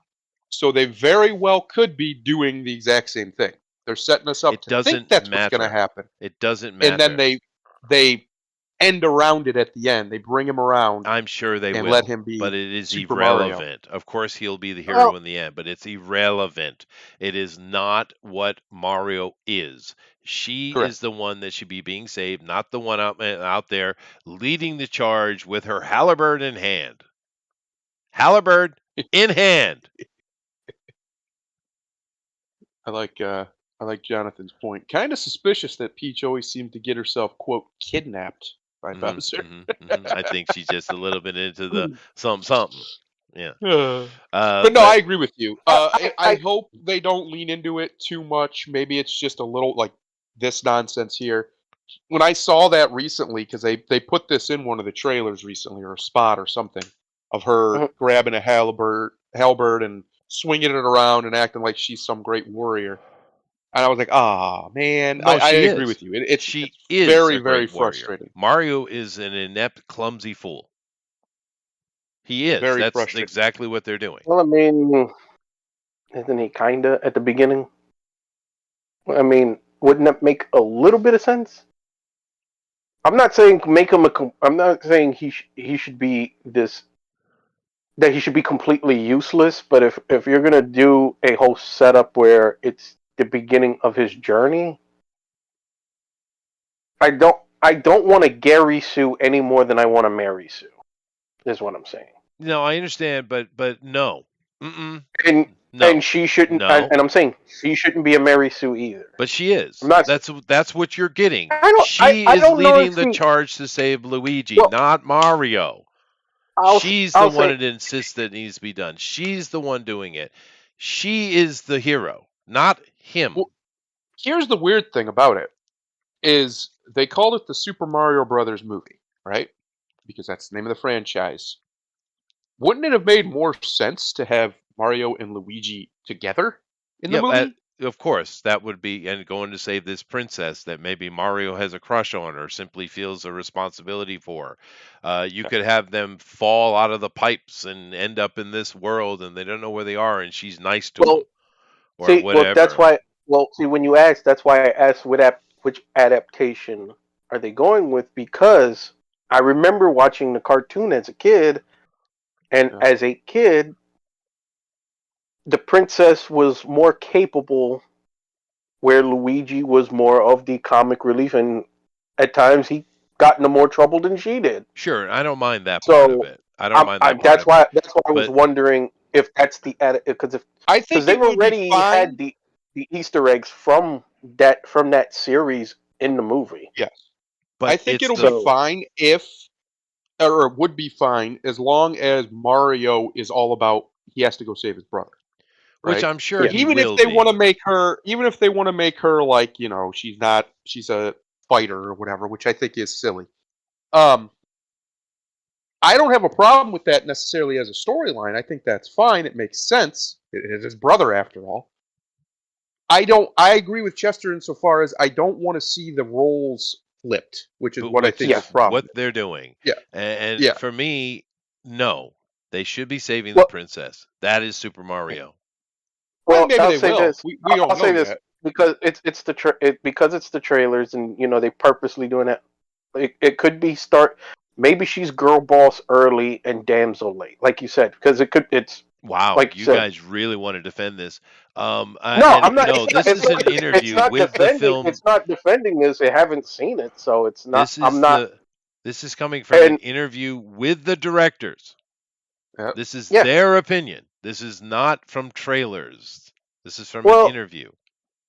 I mean, okay, I see. I get where you're going with that, but again, considering the cast of this movie, who is going to be the one to protect the kingdom? I mean, would you rather Toad be in that position over the princess? Yes. Huh? Because I would find that to be comedically bad to put Toad in that position, Oh well, whatever. because he's never But been that. but they go on about this is an interview, and they're very clear, very Yeah. very clear. She is the monarch. She is strong. She is powerful. And it's just okay. Maybe you grew up with some cartoon. I grew up with Super Mario Brother. It's my generation, right? And this is not at all what Mario is. It is just more of the same, though, dude. It's more of the same. This right here, okay. So Levy gets an arc for his character, but he's being having to be supported and surrounded by these women who are so much better. And you're not going to, and Thundero's not going to tell me that they didn't cuck him out many times in this movie, because I know they did. I'd say only one time you could directly say they cucked him out, but even then they turn it around. To be honest with you, so it's hard. It's hard to quantify. Yeah, but why do we have to have women cucking out our heroes constantly all the fucking time? Let's go back to Lance. No. And we were talking about that abomination of Resident Evil. Cuck the hell out. Cuck the hell out, right? Cucked, right? Show was so bad. This is really, really bad, dude. And you know, but they've been, in fairness, they've been doing this for my whole life. Just about, except there were a few exceptions, but every TV relationship you watch, sure, always Family sitcoms, Guy, it's always this way. Yeah. That's a problem. It's obviously an intentional trope that they is. lean into way too much. And I think one of the reasons why, like Maverick, for instance, stands out is because they don't lean into that trope at all in that movie. There's none of that. There's a little playful banter, but right. yeah, they're just being normal people. I think once you see, especially Shazam, because obviously nobody's seen this yet, so we don't know. But once you see Shazam, I think it's really not bad at all. There's times where it could get that way, but they always bring it back, and they always they get right to that edge, and then they don't go over it. Yeah, I'm sure it's going to be annoying, awesome women thing constantly. But no, not really. Not really. To be honest, we had a movie. The only one who's recently. like that kind of is Mary, but she's Mary. She's supposed to be awesome. No, to some she's degree. supposed to be inept, and that's why she's so desperate to become more and goes on that really dark journey. That's what Mary is. But we're not going to get a good Mary story. I know that. But like for instance, we just had a movie come out. It's not getting any praise whatsoever. It's not going to make any money. It's going to just disappear. Called 65 with Adam Driver. And from all accounts, it's a solid little sci-fi movie. Solid. And you have and it's not getting any love whatsoever. And what do you have in that situation? You have a lead character that in this case is a male, and he's just trying to do his job and protect one of his passengers, which is a little girl, right? So it's a very masculine, fatherly role, right? Yeah. And it's getting no love or attention whatsoever. But yet we're going to get tons of articles about this right here, where Peach is the hero, and I'll get back to that. Where this thing with Shazam, I've already seen tons of people saying exactly the opposite of what you're saying, right? That he's cucked out, it's nonsense. Now, more than likely, you're probably right. They do switch it in the end and make him the hero, which is smart. But it's just this trend is it's annoying me. It's annoying me. You see, yes, I'm annoyed. It is stuck in your craw rather well. It is, and I'm not going to let it go because it continues. Rumor: Marvel's Blade reboot delayed due to Mahershala Ali being unhappy with proposed script. Good. Oh, you mean the 9 pages of script he had before? Yes. Right. But because of the embarrassing way they write fucking stories over there. Right. Yeah. And this is a shame because I do like Wesley as Blade. He did a great job in 2 movies.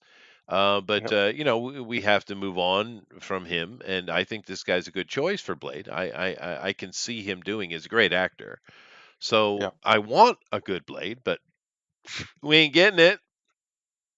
Well, if you think you're going to get anything good out of Marvel anymore, that ship sailed. Yeah, at this point, look, Disney has done something you would think only a legendary fool would be capable of. They got 2 golden goose, and they found a way to kill them both. Mm-hmm. Mm-hmm. And they did it. Blade again, and it's funny because we keep in a time where we have low self-esteem having niggas out here crying over race swapped Lord of the Ring characters. Mm-hmm. We have an original black character that fans have been begging for 20 fucking years, Marvel. 20 fucking years. We have been begging for Blade anything. Anything. A freaking comic, an animated series, a movie, fucking anything. And you finally get to a point where it looks like you're finally going to get your shit. Oh, which Blade we're going to do? Oh, we're going to base it off this story we had shelved 4 years ago where we give Blade a daughter who's magically better than him at every fucking thing because Right. we haven't ran that shit. You're talking about the girl boss shit. That's the actual girl boss shit. Run that shit into the ground. And they was gonna do it in this movie apparently until Marshala thankfully has enough cojones and confidence to say, "Nah, dog, this ain't." He invoked the legendary "That's not gonna work for me, brother" clause, made famous by Hulk Hogan. Right. It's from everything that I have heard about this, they had no plan. They had No. one They had a fight dude. scene planned. Yeah. They had one fight scene planned. They had no real script. They had no villain. They had no direction. And as we've heard from so many people, this is the Marvel Studios way of doing things. I mean, hate or hate the guy. This was one of James Gunn's major criticisms. They don't go into shit with a fucking plan. So you have this movie that just sounds like one big clusterfuck. Yeah, no, it does, and Eric's right. The director they had that they don't have now didn't want vampires in the script. Genius. Yeah, the vampire hunter Yeah. doesn't have vampires to fight. So he didn't want the Right. main character in it. Is To what be you're telling fair, me. Blade has fought other things, but that's not Yeah, what but Blade Blade's a is. vampire. Yeah, it's what he What is. was he gonna do? What was he gonna fight? The IRS? I mean, Yeah, if sure. you Well, want, then you really should bring that would back. be Then you should apropos. really bring back We- Wesley Snipes bring and Wesley do back. that. Listen, I need that movie to exist now. That would be great. But keep in mind, this is an interview with Jeff if we did, Schneider. Let me You know lay what? this out real quick. This is an interview with Jeff Schneider. Yeah, we all know what he is. And in this interview, in this his conversation, he is equating Ali to Brie Larson, both of them being spoiled little actors. He is saying that Ali is acting like Brie Larson, being a diva on set. Does anyone here Maybe believe he this? is. I don't believe it at all. I've seen the I've man never- speak, I've- and I've seen I've her ne- speak. Well, I was gonna say I've never heard of him having that kind of a track Ever. record, but maybe Yeah. he is. Well, this is what they do, right? So Vince McMahon is famous for doing this too.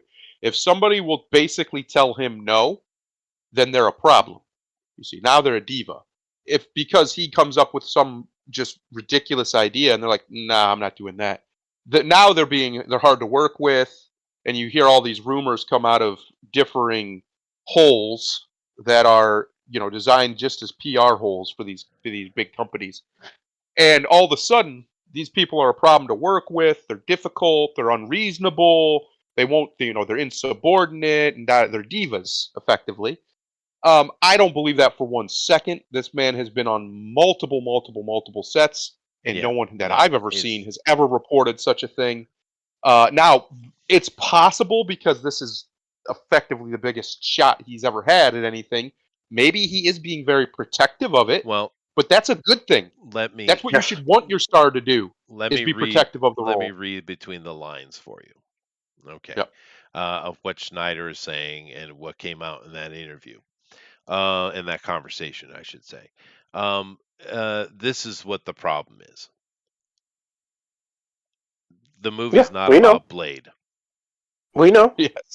Yes. Right there. And he's like, well, I'm supposed to be Because supposed the to be the star here. star, but I'm Yeah. not the star like Henry Cavill as Witcher, as Geralt, right?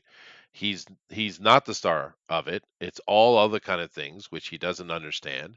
And of course, this right here is what we're really getting. Girl boss. Yep. More Yep.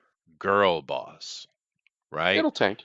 And it will. And of course, this is what why I titled thing today "The Fall of Disney," because it continues.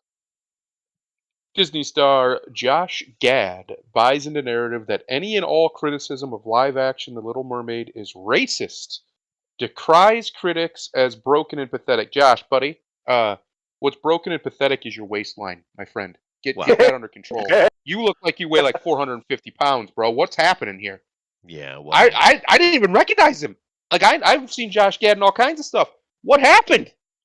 Did he eat the Little Mermaid? What's going on? I think he did. He likes sushi. And I didn't notice this before, but you notice that this girl is not fit at all. No, she just, Well, no, I mean, look at her gut. She's actually got a gut. But okay, there's so much nonsense around this thing is going to bomb like hell. either right? that or it's a really shitty costume, which could be both. It could, 'cause- who knows, right? But once again, girl boss, girl black boss, right? Can someone explain to me real quick how it's racist to not like a change, but it's not racist to promote a change of a race? I don't understand this. Yeah, well, Anyway. they're idiots. We know he's an idiot. This dude speaks all the time, and he's a moron. He's just one of the Hollywood idiots, like Mark Ruffalo. But it continues, please. As Disney CEO Bob Iger calls into question the quality of Marvel films and TV shows, for God's sake, somebody needs to. Mhm. Company renews Loki writer Michael Waldron's contract. Yep, one of the worst things they've done in Phase 4, Loki. And yet we're going to get more of it. Why? Because it's not about Loki. Did you watch it? It's about the Enchantress, or I'm sorry, female Loki. That's right. Yeah, girl Loki. Girl boss. Yeah, I was about to say, not even fucking. Chester is nitpicking. What? Yeah. You just Well, shouldn't in trigger me, fairness, this is Feige told us- nitpicking? Really? Feige told How us about this was that? coming. Mm-hmm. Oh no. Well, you can't put the Mario Brothers one on Disney, but Feige told us this was coming. He told us He 5 years ago now that we Mhm. were getting the MCU, and that's what we've gotten, the MCU. Right. And that he was going to effectively phase out all the male heroes for female ones, and it was all going to be about the message, as the drinker calls it. How's that working out there, Kev? Just what's the movie ticket sales look like, bud? Because nobody wants to watch that. All of the best movies last year had none of that in it. None of it. It wasn't about girl bosses. It wasn't about strong, super independent, powerful women. In fact, the movie that won the Oscar for the best film was the opposite of that. It was about a mother and a daughter trying to work out their trauma between each other. That's what it was about. It wasn't Right. about how badass women are. In fact, it was about how much women suck. Oh well. Fair. And But I don't mind girl boss movies. We've seen many that are fun, but the problem is it's all Sure. we get now. That's my yeah, point. everyone. Well, And they we're have not even to- getting the fun ones. No, and they have to emasculate the male to do so. They can't just tell their girl boss Yeah, story. And that's the problem. Like I said, I Yes. think some of these movies, like I said, hopefully, in the case of the Mario movie, Mario goes on the hero's journey, and by the end of it, it's the Mario we expect to see. I'm sure it will be. I'm sure it will And be. yeah, Shoot 'cause, fireballs with a star. Yeah, I'm thinking it will be. Yeah. But it's like you said, it's the one where you have to shit on what came before you to make this one is so much better because now it's a girl. Not really. No, And you would never do that in reverse. We know that they won't do it in reverse. No, they won't. And of course, this is nothing new because no one's going to sit here and tell me that one of the most famous horror sci-fi series of all time, Alien, is not a girl boss series, because it is. Yeah. Yeah, right? but And Ripley we doesn't love it. start Awesome off as girl boss. Yeah. That's the thing. Ripley's a She badass. doesn't start off as girl boss. She Yeah, had but to. she doesn't have to emasculate or cuck the males to be so. She just is doing Right. what No. she has to do, and it's Right. Yeah. wonderful. So and that's a long time ago, before you youngsters were even born, right? So, and whoever the youngsters are that are listening anyway. But I'm just saying that it's just the waste of money is what is bugging me. You don't waste money like that. If I was in charge at Disney, I would be freaking carrying a baseball bat to cubicles, dude. Yeah. Well, it's probably a good thing you're not in charge of Disney then. But the No. thing is, it continues. Oh, of course. Yeah, it doesn't get any better. Star Wars declared worse and woker than ever after confirmation of intimacy coordinator hired for the Acolyte. Wait, What the fuck? what is an intimacy Well, coordinator? there obviously is a Apparently, they're going to be kiss. doing a sex scene or something close to it. Which we don't need in Star Wars. No. And I don't need anyone to coordinate it. Other than strapping down Henry's dick, we're good to go. Too soon? Yes. Okay, fine. But it's just more of this nonsense. It's not only the fact that you think you need an intimacy coordinator for the simplest human thing we all know how to do, like from birth, but the I don't fact know. that Have you you're looked at some of these throwing mutants? sex in Star Wars. Yeah, that's just what Star Wars needs is sex. Yeah, go ahead, Lots of Grimlock. it. Like I said, have you seen some of these mutants? They might need that coordinator. Yeah, well, fair. And you can already hear, right, if somebody complains about them putting a bunch of sex. Oh my god. Yeesh. About them putting a bunch of sex in Star Wars. Well, what about Leia in the bikini? There's a difference between sex appeal and sex scenes. Oh There's yeah, a difference. Wait. Where was the part where Jabba and Leia was fucking? because Yeah, I we did see that. right? Well, yeah, that happened, but we didn't see it. It was just implied. And that's why That's she the needed to difference. be in the bikini, And it that's drove why it she home. choked the fuck Right. out of that fat bastard too. And keep in mind, one of the things that Star Wars tried to do, not as successfully as Harry Potter did, but one of the things they did try to do was age up the series with their viewers. They did try. Yes. And by that time, the kids who had seen the original Star Wars were young adults or late teenagers Right. when the Return of the Jedi came out. So having a more adult theme was appropriate. Right now, Harry Potter just owned that shit as far as aging up, but they did. I'm about to be the evil sexist here. Mhm. If that's the intimacy coordinator in that picture, does anybody believe that she's fucked anything voluntarily? No, this is the director. This is Headland, and she is a proud radical feminist. Proud. Of course. You could tell she screamed made of bitch. Yeah, no, But- she's the but director, but still, and she's one of the big troubles. does that look like somebody that's probably had sex voluntary? I think anything she's ever done sexually would be a felony in all 50 states. Well, what is true, and of course, this is she's Kathleen Kennedy's Golden Girl, right? This is Leslie Headland. Golden and of Girls look course- rough compared to the show I used to Yeah, I watch. know, dude. I go with those old ladies any day. Where's Blanche, damn it? Where's Blanche? Right? But Blanche definitely didn't need an intimacy coordinator. I love In fact, how she probably was. I love how John here. Everyone refers to her as Harvey Weinstein's assistant, Leslie Headland. Yeah. Yeah. Because she coordinated shit. So all the feminism that this lady espouses, you were sending women to the wolf. That's your feminism. Okay. To be All devoured. right. Yep. Good job. Good job. No one cares about this shit anyway. Just like the one that came out that actually people said was pretty good. What was that one that came out recently? Andor that nobody watched. Andor. Yep. Right. And it sounds like, listening to Critical Drinker, it's pretty solid. Everybody, actually, every channel that I normally watch for those kind of things that actually watched it said, yeah, it's a solid show. You actually there's a story there. There's characters you can actually get invested to. But at this point, they have damaged the brand Yep. to the point where nobody No one. cared. And Sounds- the proof of it is that they took the first 3 episodes from the series and they aired it on everything, which they didn't do in any previous Star Right. Wars show that they've And done. it still got no traction.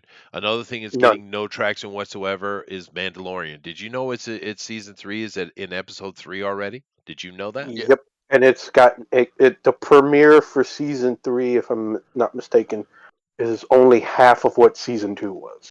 It's lower than Boba Fett, the Book of Boba Fett. Yes. And I didn't even know it was out. That's how bad it's doing, Yep. right? killed And it. I enjoyed the Mandalorian.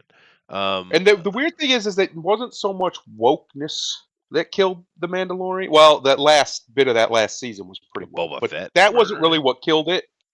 It's all of the other decisions around it that Mhm. killed all of its momentum. Plus the fact that I don't know, they bring Luke in to do his little bit that he does, and then Grogu just goes back with the Mandalorian. Like that didn't make any sense. That was stupid. It was Well, terrible. see, I don't even know terrible what happened writing. because I haven't seen it. And it shouldn't have been. What you should have done is having Luke. I don't know that you would necessarily have Luke raise the child, but taking him to someone. Like I had heard rumors that they were going to drop the baby on Ahsoka, right? Well, Ahsoka shows up, and she's there, and her and Luke have a little powwow, whatever.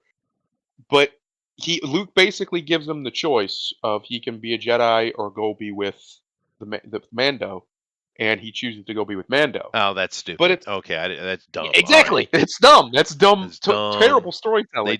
They think they can't succeed in the series without being able to sell the toy because it's the only Yep. damn toy Disney sold in years. Is Yeah, that but little it's not baby selling Grogu. anymore. Yeah, it's played out. It's done. It's played out, They but wiped it out. you know, Because handing the women don't. go ahead. Well, because women don't buy toys like that, and they're learning that the hard way. Women already got their one Funko Pop of Grogu. They wasn't going to buy it. They're not going to buy a second or third version like dudes do. You can Yeah, get dudes do dudes to that. buy every version of Yeah. Iron Man's armor because there's so many of them. Most girls, the ones that do buy, unless they're that hardcore, and again, they keep forgetting the hardcores are a significantly smaller portion than the rest of the audience, whether it's male or female. True. Okay, you might have those girls out there that buy every fucking Grogu thing that comes out. But that's like 10% at best. Yeah, no. And besides, if you really wanted to sell Grogu stuff to girls beyond that cute little doll, you need earrings, purses, things like that. Oh, he's cute, and it'll only last. Well, they also should have never given him a name. Just They calling him shouldn't Baby have. Yoda Baby Yoda should have was stayed, way yeah. better. Yeah. Yeah. Leave it ambiguous. But handing it over to Ahsoka and then, trying to pump up her show, having the baby Grogu in there, that might have been an okay idea, right? But well, whatever. I mean, but it's just the point is it's absolutely falling apart, dude. It is falling apart. And we've been talking about this for years, and I think a lot of people listening might think that's a happy thing for me. It's not. It's not. I want the most badass Marvel movies, dude. I want kick-ass fucking Star Wars. I don't want this shit. I want frickin' Infinity War across the board is what I want, right? The only way for them to fix Star Wars for at least half, probably more than half of the audience, they'll never do, and that is to invalidate the sequels. They'd have to decanonize them because that cannot be the way Luke ends. No. That's the problem. They shot themselves in the foot with the Luke stuff. They could have did all the other stuff is annoying and stupid and cringe. They could have done all of it and given Luke a proper ending, and I promise you at least half of the audience that was like, nope, would have been like, all right, that's fine. I don't care. But they didn't do that. They gave him the worst possible ending. They made him a man who was willing to murder his own nephew in his sleep. Yeah. No coming back from that. None. Period. And they didn't even try to give him a way back from that. They didn't even try to give some kind of, circumstance that made it acceptable. Right. There is no coming back from that. You can't do that to your main character. I don't care if they wanted Rey to be the main character. It's Luke Skywalker is the main character. Well, they Even could. George tried to make Anakin the main character, Vader the main character, and everybody's like, no, Luke is the main character. Jonathan is mad at us. Gosh, you guys are full of hate. We're not full of hate, dude. They are. Yes. You're missing the point. These are the haters right here. That's the point. That's the whole reason we're talking about it. The absolute hateful racism, bigotry of these dicks. That's the whole point. They are the haters, dude. Because we want just fun stuff, right? And of course, I had. If you look at the stuff I had to pick from today, there's so much. What's his name? What's the worst version of the Matt Damon team there? What's his name? Ben Affleck, that one. Yes, Ben He's Affleck. making a bunch of noise because people are hoping he'd do something. He's like, I don't want anything to do with gun whatsoever. He does not like gun. He can't stand him. Of course, we talked about this. It's more of that Ben Affleck stuff. This movie looks like an absolute tragedy. But why do we need the Saint Seiya? I don't know. Silent Hill director is getting in trouble because he agreed with Matt Walsh's "What Is It, a Woman?" Which that whole thing is such an obvious, stand up in front of you. A woman is, a woman. We know what a woman is. We've always known, right? But you can't talk about that. Fuck off. Nintendo, of course. He's. I think I am going to talk about that in a minute, so I'll wait. More Dr. Stone, of course. This stuff. I'm going to talk about that in a minute. But there's some more Ben Affleck stuff. Aquaman rumors alleges major role Black Manta will play. He's the hero now. Of course he is, with that dumb looking gun, right? Superman Legacy director James Gunn releases Bring Back Truth, Justice, and the American Way. Okay, great. The Equalizer, which now is Queen Latifah. I shit you not, right? I shit you not, right? That the everyday white people as the new face of anti-Semitism and white supremacy. Now, I talked about that in length last week with the dumbassery of Steven Spielberg coming on and calling Americans anti-Semitic. Are you fucking kidding me? America is Semitic. We are Jewish culture. It's exactly what we are. And where is this? I get the white supremacy thing, but they've been pushing this for a while. But how come the anti-Semitism has popped up all of a sudden? I laugh at the first of all, the everyday white person. Have you seen the everyday white person? Have you seen them? Yeah. The everyday white person right now is running down the batteries of a mobility scooter at your local Walmart. Right. If that's what's supposed to be superior, to me, then fuck it. My people deserve to lose. Well, to be fair, there was a point in time where Queen Latifah was near hotness. She got close. Oh no! During the living single days, Queen Latifah was totally fuckable. Oh yeah, no, I agree. Yeah. I mean, that was with your dick. Believe it or not, 30 years ago. Yeah, with your dick. But anyway, it continues on. I mean, like I just said, there's not Brie Larson. Never. Yeah. I wouldn't fuck her with a stolen dick. Yeah, right. And she's just being a very much a diva. But then again, here's the thing: we don't like her because she doesn't like us. She's a nasty thing. She's mean, and that's just what she is. So fair enough. Okay, fine. But you know what? In a way, I agree with her though, Grimlock, because it is her damn movie, and now she's been sidelined. I kind of understand why she's pissed. Got an argument. I get it. She got an argument. Well, especially considering how much Feige was blowing smoke up her ass, probably trying to get in her pants, but blowing smoke up her ass about how she was going to be the new face of the MCU. He's talking about this forever, and that was obviously the plan. She was going to be their Superman, was his exact words. Well, and now she can't even get her own movie? Yeah. Like, wait a minute, bro. Yeah. In a way, she has an argument, but I'm gonna pull a Chester line here. Bitch, read the room. Yeah, read the room. That is true. The fucking room. And to be fair, they shoehorned this bitch into everything, and she was the least liked part of everything she showed up in. Right, and it's 100% her fault. Because if she just smiled and said, "Oh, I'm happy for the opportunity," and she was just kind of a normal actor, right? I'm not saying you gotta smile. Just don't be a bitch. Your own Right. coworkers don't like you. No, they can't stand Your her. own Right. That's true. coworkers. I mean, look, nobody. And I know some people are gonna say, when I think of machismo, I don't think of Don fucking Cheadle. Even he couldn't fucking stand being around you. Oh It's pretty no, bad. that's It's mean, pretty dude. bad when That's Don mean. Cheadle's like, That's mean. listen, I can't with this bitch. I Right? can't. I Right. can't. But I'm just Oh, saying, come on. all she. Okay. I put a picture. I put a couple of pictures of That's some mean, old dude. school dudes. I put like Burt Reynolds, Billy D. Williams, and Don Cheadle. One of these things is not like the others. Okay, Alright? Jonathan, you can get him for that. You can get him for that. Yeah. You can get him for I that. don't give a fuck. But I don't give a no, I fuck. mean, If you think masculinity is Don Cheadle, you probably have a micro penis. see, you get him, Jonathan.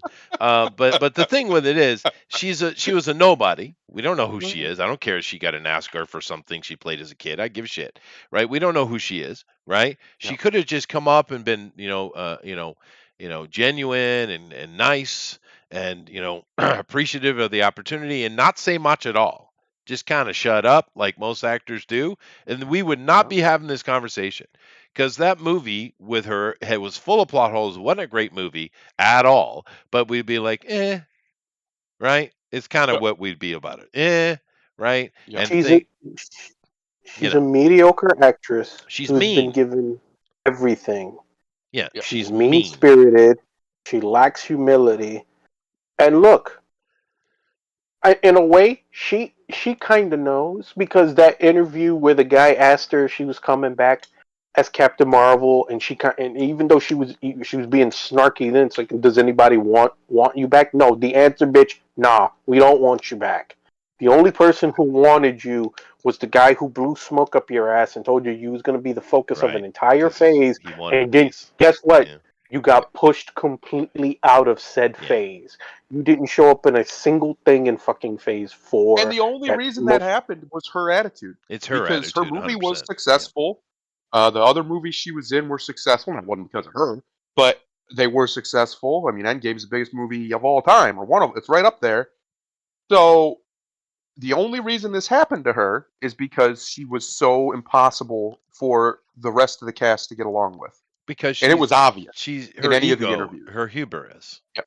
Right? Yep. It's her Too hubris. much hubris. Yeah. And the crazy thing about that cast is you had a couple people like Robert Downey Jr. Yeah, his career was on the downswing when he got Iron Man, obviously. He didn't really even have one. And that's what bounced him back to where he became. But he had a name. People knew who he was. Not for the right reasons, mind you, but everybody knew who Robert Downey Jr. was. If you remember, the original Hulk was supposed to be and was Edward Norton. And it was going to be him in those he was movies. Killer at it too, dude. Yeah. Damn. And he was, like her, insufferable to work He with. is insufferable. So it's his own yeah, damn that fault. didn't happen. Yeah, absolutely. But my point is, it wasn't originally when they first conceptualized this idea of having this interconnected universe, which was just a kernel of an idea. They were using actors with some name recognition. It was Thor really was the first one that was a complete limb, because even Evans had done other things. Like, people kind of knew who he was before he became Captain America, which was perfect casting. But regardless, and he's insufferable too. Yes, but he's at least a nice enough guy you can get along with him. While his political beliefs or whatever. That's true. Yeah, and that's the problem. It was her. This face right here is pretty much her resting bitch face, and she couldn't get out of her own way. Now I agree with my whole point is I agree with her. She does kind of have an argument, but the counter to her argument is stop being such a bitch and this wouldn't have happened to you. Right. And just stop. Another thing to lay on top of it is her acting skills are pretty blasé, right? Yes. She's not really that interesting. And if that's the case, now we know there's something going on with Kevin Feige and her. But if that's the case, then go hire a girl who's actually stacked. Yep. right? I mean, an absolute buff out because Captain Marvel should be a little bit more buff than your average female action Yeah. hero, right? And they could have found some Hollywood girl who is just stacked or willing to be so or capable of doing so, who is Yeah. mediocre anyway. I mean, if she was an amazing actress who was just insufferable, like say Jodie Foster, right? Mm. Well, because she's frickin' Jodie Foster and she's a nasty thing. But continues more of this nonsense. This is getting pushed back hard, dude. Right? At least she's cute though. Yeah. This thing seems to be Willow canceled, dead. And of course, we know Womp Good. why. womp. Lesbian girls, not Willow. Girl boss, Yes. right? Mandalorian. The thing is not getting watched. No one cares, right? And it just continues on. This actress right here is getting in trouble because she thinks that bathrooms should be separated by sex. Of course, she's Japanese, obviously. You know, Uh, I believe she had to apologize for that. she shouldn't. Tell them the They're fuck, but they're she's a sending her Japanese on. girl. She would. They're She sending her on the RPG side quest. yeah. Yes, that's true. That is true. But this I do love though. Read Oh, this headline. fine. Doctor Strange star Tilda Swinton says she's done with COVID-19 masking mandates on film sets. Good, Mhm. Tilda. You Mhm. should be done with that hair first, though, sweetheart. Well- What's going on there? Let's Tilda's a bit weird. a bit. I can tell that Tilda's a hairstyle. bit weird. She's always been a little bit weird. But the thing I love about Tilda Swinton, she's clearly an androgynous person. She's always been so I don't know her sexuality, nor do I give a shit. But she's always been that kind of type. If you told me she was a lesbian, I'd be like, of course, right? So when they reboot but- the race swap version of Max Headroom, here it is. Here it is. But the thing with Tilda, though, she's never been a bitch. No. She's always She's been honest, pretty though. nice to talk to, pretty straightforward. Her interviews are good. Go watch them, right? She's a great actress. I'm not She's a very dogging her good acting actress. ability. But that hairstyle, I am dogging a bit. Did you see her in the remake of Suspiria, dude? I did not. Jesus Christ, she plays a dude, an old man, and she sells that shit, dude. Nice. She likes playing male characters though. But so she's a bit of a weirdo. She's a Hollywood weirdo, but she's nice though. She's not a jerk. Yeah. Right? And I can't blame her. I was done with the masking nonsense 2.5 years ago.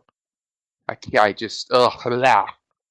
I don't like things over my mouth, Jester. Maybe I have a little claustrophobia. I don't know, but it drives me nuts Maybe you don't. when I have something over my mouth. Well, Japan finally lifted. The government finally said you don't have to wear a mask if you don't want to. So it only took what was it? How many hundreds of thousands of?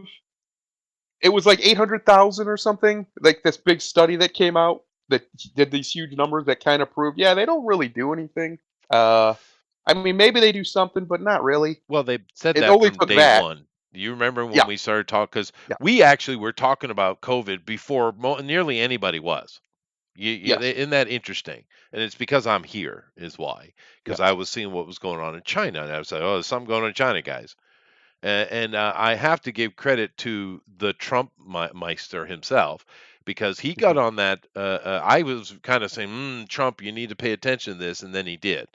But he was quicker to pull that trigger than most anybody else, right? Yeah, they mocked him for it at first. Remember, they called Of him course, racist. that's why it became what it Racist. became, because we have to do everything the opposite of what Trump, and then they had to dig themselves out of that hole, and they're still doing it. Did you hear that they're going to arrest Trump now That's what I hear. because he says we need to protest? Listen, He's a villain. I whatever is the most comical is the result I want, because I am done pretending that this government or this country is a serious place. It's not. It's clearly not. It stopped being a serious place a long time ago.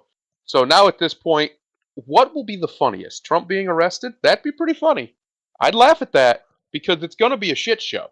It's like you've never seen. We're going to have a man running for president from prison? Like, what's going on? No, it's not. He's not going to. Nothing will come out of it. It's just political grandstanding. But Elon said, "Do it, do it. He will win by a landslide. Do it. He will. Yeah, He will. He'd be unstoppable. He's such a He'd be a beautiful martyr. little autistic troll. It's awesome. But anyway, my point is, we've been seeing this all coming, but damn, Disney is just failure after failure, misfire after misfire, nonsense after nonsense. Yeah. There's no success coming out of it, dude. It's and I know I'm frustrated by it, but I don't want to be, dude. I want, like, for instance, that Andor. I got to go watch that because it sounds like it's pretty good. I definitely Yeah. want to check out the Shazam movie. The Mandalorian, I don't know what's going on. It sounds kind of dumb what they've decided to do with it, but I enjoyed that. But the thing Yeah. is, it's just all being overwhelmed by so much nonsense, dude. And I don't want that. I want badass movies. I want to have Ali as Blade. I think he'll be great at it. He's a really good actor. I want to see You these will. things, but we're not getting it. We're It's instead, such what a are we cool getting? We're voice. getting well, most of the focus is going to go over the James Gunn and the kind of silly things he's doing, right? Which, let's talk about that, shall we? Oh boy, here we go.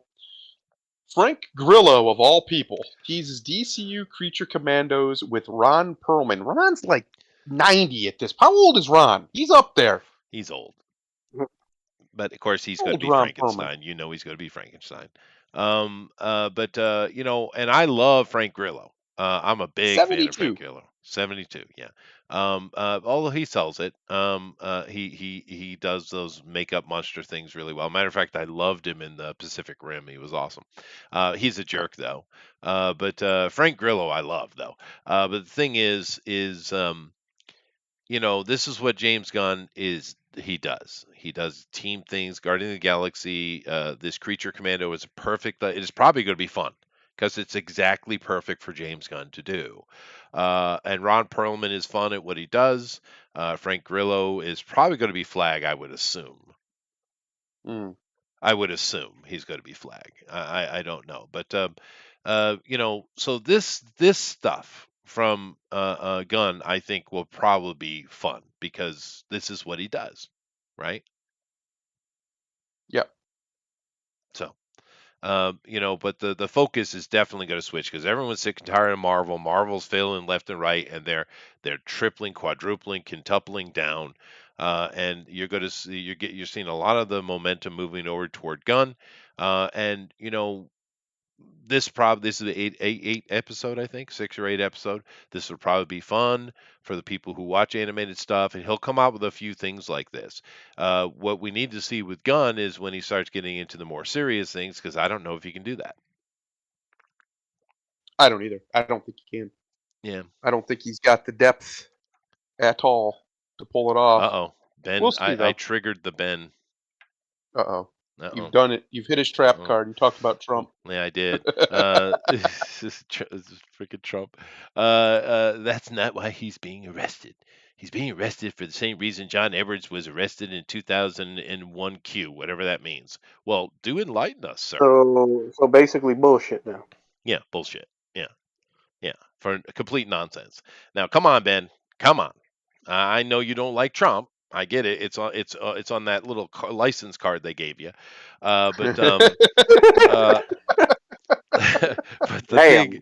I mean, come on, dude. This is absolutely political bullshit, dude. You know it. I've never really cared when Trump came in. He did a few things okay. I wish he'd done more, to be honest with you. But he was one of the most fun presidents we've ever had because he was Yes. entertaining and he was irritating the right people. And boy, does TDS go deep. Does it go deep? Because they got nothing does. on him, dude. They've been after him for years and years and years, Ben, and they have found nothing. They're desperate. They look like fools, Ben. Fools. Clerical errors is basically what we're Yeah, probably they're going to end so up seeing. desperate to find any little thing. They're digging anywhere they can to find any little thing on Trump. And I got to give them credit. I figured if they dug a little bit, they'd found something. I mean, shit, dude. Yeah. I mean, it's Oh, Trump. he's definitely not clean. No he's just way very he good is. at washing. But he's smart as shit, though, because there's no way he's clean. 'Cause I met him before. I told you guys this, right? Did I tell Yeah. you the story when I met Trump? Yeah. Yeah, I think so. And dude, that guy had the big dick energy everywhere. Yeah. And there's no way that kind of dude ain't got into some shit. There ain't no way. And if you remember back in the day when he was doing all of his little, his golf courses and his casinos, which he's still doing, by the way. He just offered to build the biggest, most lavish golf course in the world in Scotland, and their parliament is trying to block him because we don't like the Trump. The Scots would love it, I'm sure. But I mean, come on, dude. Uh, I mean, I love this TBS. guy, we know he's dirty on something. Obviously he is, right? Yeah. But the thing about Trump, the thing that he does really, really well, he knows he's smart enough to know to hire the best person for the job. That's what he does. That's what he's like. Elon Musk and Trump are very similar, oddly enough, even though their Yeah. brains are completely different, because they know how to hire the right people, and they're both ridiculously hardworking, right? And that's what Trump does. And he clearly hired a team to wipe his tracks well, because they can't Yes. find anything, dude. Anything, and it's just a comedy now, right? Well, you know the old saying, the old I don't know, is it an idiom, proverb, I don't know what it is. But basically, the way it goes is that It's just true, about man. every, That's or true. pretty much every American citizen commits 3 felonies a day, and they don't even know it Right, because right, the right. law is so ridiculous. Uh, so you would think they would have found something more than what. From what I gather, it looks like bookkeeping, bad bookkeeping. Hmm. Um, okay, fine, I guess that's illegal, but come on, like this. We're going after one of, if not the most prominent and important political figures, Right definitely now. the last 20 years, Right now, yeah. and that's what we're going with. Like, I'm going to need more. Is my point. I'm going to need a lot more than that. Just like when they Right. did the And Mar-Lago raid, it's I'm going just to need a good. lot more Yeah, it was than that. completely dumb. Especially Biden did worse, and then none of that happened to him, right? Yeah, But it's just political nonsense, is what it is. And you're right, Ben. That's how they got Al Capone in the end, and maybe that's how they'll get Trump. But you understand this is a political witch hunt. I know you do, Ben. So yeah. you can joke all you want. Jeff Potts says, but now it turns out that the Manhattan District Attorney's Office, which has Trump in its sights, just may be stepping back from the brink. Maybe they will, right? They just want the headline, dude. Eric Yeah. says the Mandalorian ratings aren't even out yet. The estimated viewership is coming from a service called Samba that only reviews data from 20% of TVs in the United States, that's plenty enough of dude. 20% of TVs in the United States, that's a big enough demographic for That's a lot. anything. You realize when I was Statistically, in yeah. university, this is just from my personal experience. We would do various studies, which I was, like I said, usually a mule because I was just a grad student, right? But they would have like sample groups of like a few hundred or 1,000. That's a big one. That's a big one. 20% of TVs in America, dude, that's millions and millions and millions of people, dude. But the simple fact is, I didn't even know it was out. That tells me a lot. I didn't even know it was started. And like I said, I like the Mandalorian. I'm sorry, you were reading from a quote. But anyway, my point being is the focus is definitely going over toward Gunn. And I Yeah. know we have mixed feelings on Gunn here on this channel, but don't screw it up, dude, is what I would say. Oh, he's gonna. Well, here's the thing. This is going to be great. This is going to be great. This will This be is good. I think perfect. the Booster Gold show will probably be good. Yeah, yeah, yeah. I think because that's kind of his wheelhouse. He can It do is. those kind of characters very well. I think he'll nail that. The problem is the only one that matters is Superman. Because if they don't do him right, the rest of it's irrelevant. Well, And in fact, if that movie doesn't do well, they'll pull the plug on this whole damn thing. well, No matter what they've told James Gunn. sure, That but is how important it is. what He would you is the say though? linchpin. Because I'd be surprised too. But what would you say if he comes out with a really good Superman movie? Which I don't expect him I'd to, but what would you be say? absolutely shocked. If he does, he'll still be a pedophile. Don't get it twisted. But he'll be a pedophile who can make good movies. Did they Like a just lot of arrest people in Trump? Hollywood. Did they really, Roger? I He don't said they I do it looked, on I didn't see anything. Tuesday. Let me check. But I think Elon's correct. If they go ahead with a big public show arrest of Trump, they better lock him up and throw away the key because he's going to be unstoppable politically. unstoppable. They do that. Yeah, they still talk about expectations. But I love how you can always tell who's talking here. Ex-president. You mean former president? Ex-president Chester, he's the ex-president. Ex-president. Well, they do the same thing to Biden. Former vice president. Yes. Yeah, fair enough. The political stuff. Uh, The political stuff is always silly. It doesn't matter what side it's on. Although I did see, I was working on my syllabus here for April, right? yep. And just I was just doing work. But I had the TV on the side, and it was on. I do apologize, Grimlock C-SPAN. I'm sorry. I'm very Why sorry. are you apologizing to Uh, me for that? but and they were just going through various congressional hearings and listen to legislators speak. But they had a thing. They had a bunch of police and people come in from the southern border, talking about Mm, the problem, the situation. Boy, is it grim. Damn, dude. it's bad.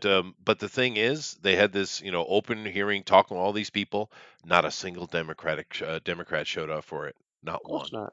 Not It's part of one. they don't want to fix that problem. That's a good problem for Yeah, but them. dude, that's not good. Because usually I don't lean one way or the other because I understand a politician is a politician. It doesn't Yep. matter really, They're all right? scumbags. Yep. They are, and I get that, right? But that was bad look, dude. That was bad look.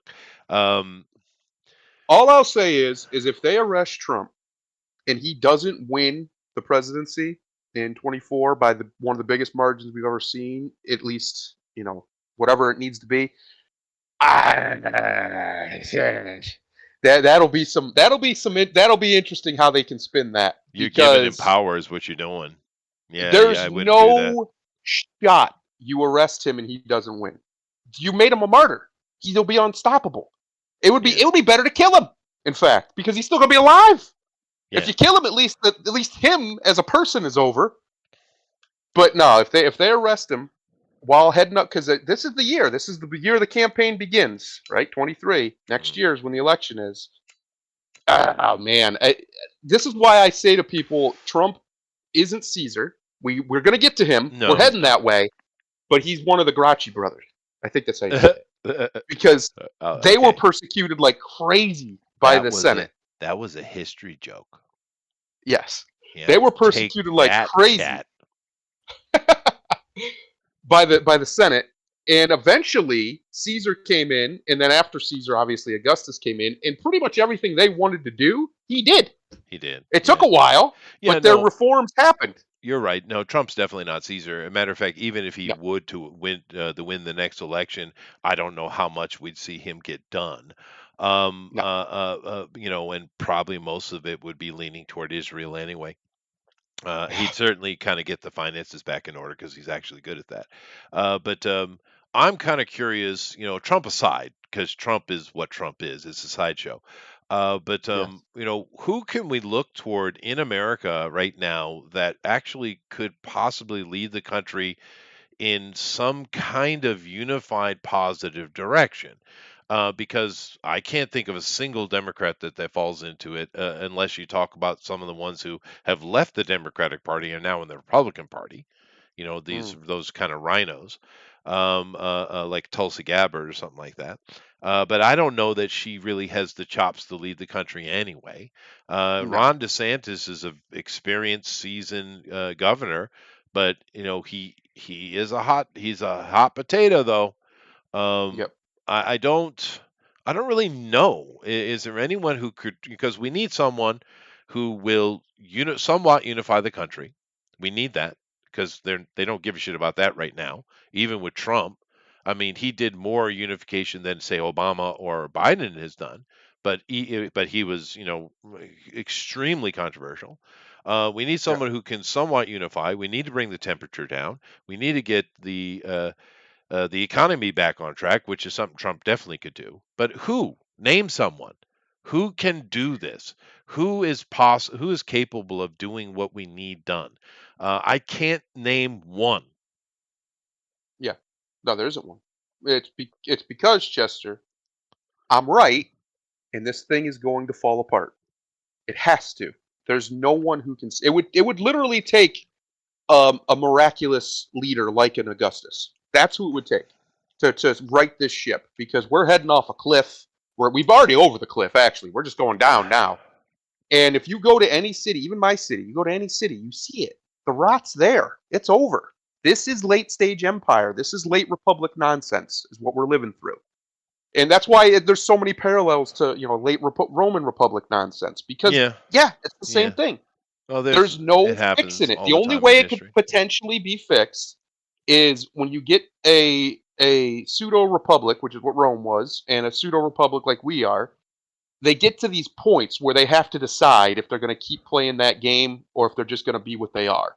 Right. Caesar forced their hand and forced them to become an empire, a true And that empire, brought with an him into a emperor. golden age for a couple Yes. centuries of it. But So unless somebody, and I don't know who it is, it's not DeSantis, it's not Trump, it's not anybody on the Democrat side. I don't know. Unless Mike somebody Rowe. is that guy, it's over. There's no way we to need fix someone. And I don't see it. But the thing is, the parallels to Rome, at least what the so-called fall of Rome, Yeah. the parallels are scary, actually. it. Yes. Because Very scary. one of the things the Romans were better at than a lot of other, the Greeks, of course, is coming out. Well, Romans are Greeks. Let's be fair, but they're literally Grecians. But nevertheless, one of the things they did that we don't get from a lot of other empire throughout history is their record keeping. Mhm. It's impressive with the record keeping of the Rome. It's like British-esque, right? Of course, they are the inheritors, aren't they? The Yep. Germans and stuff like that. But we know that at that time when it fell, right?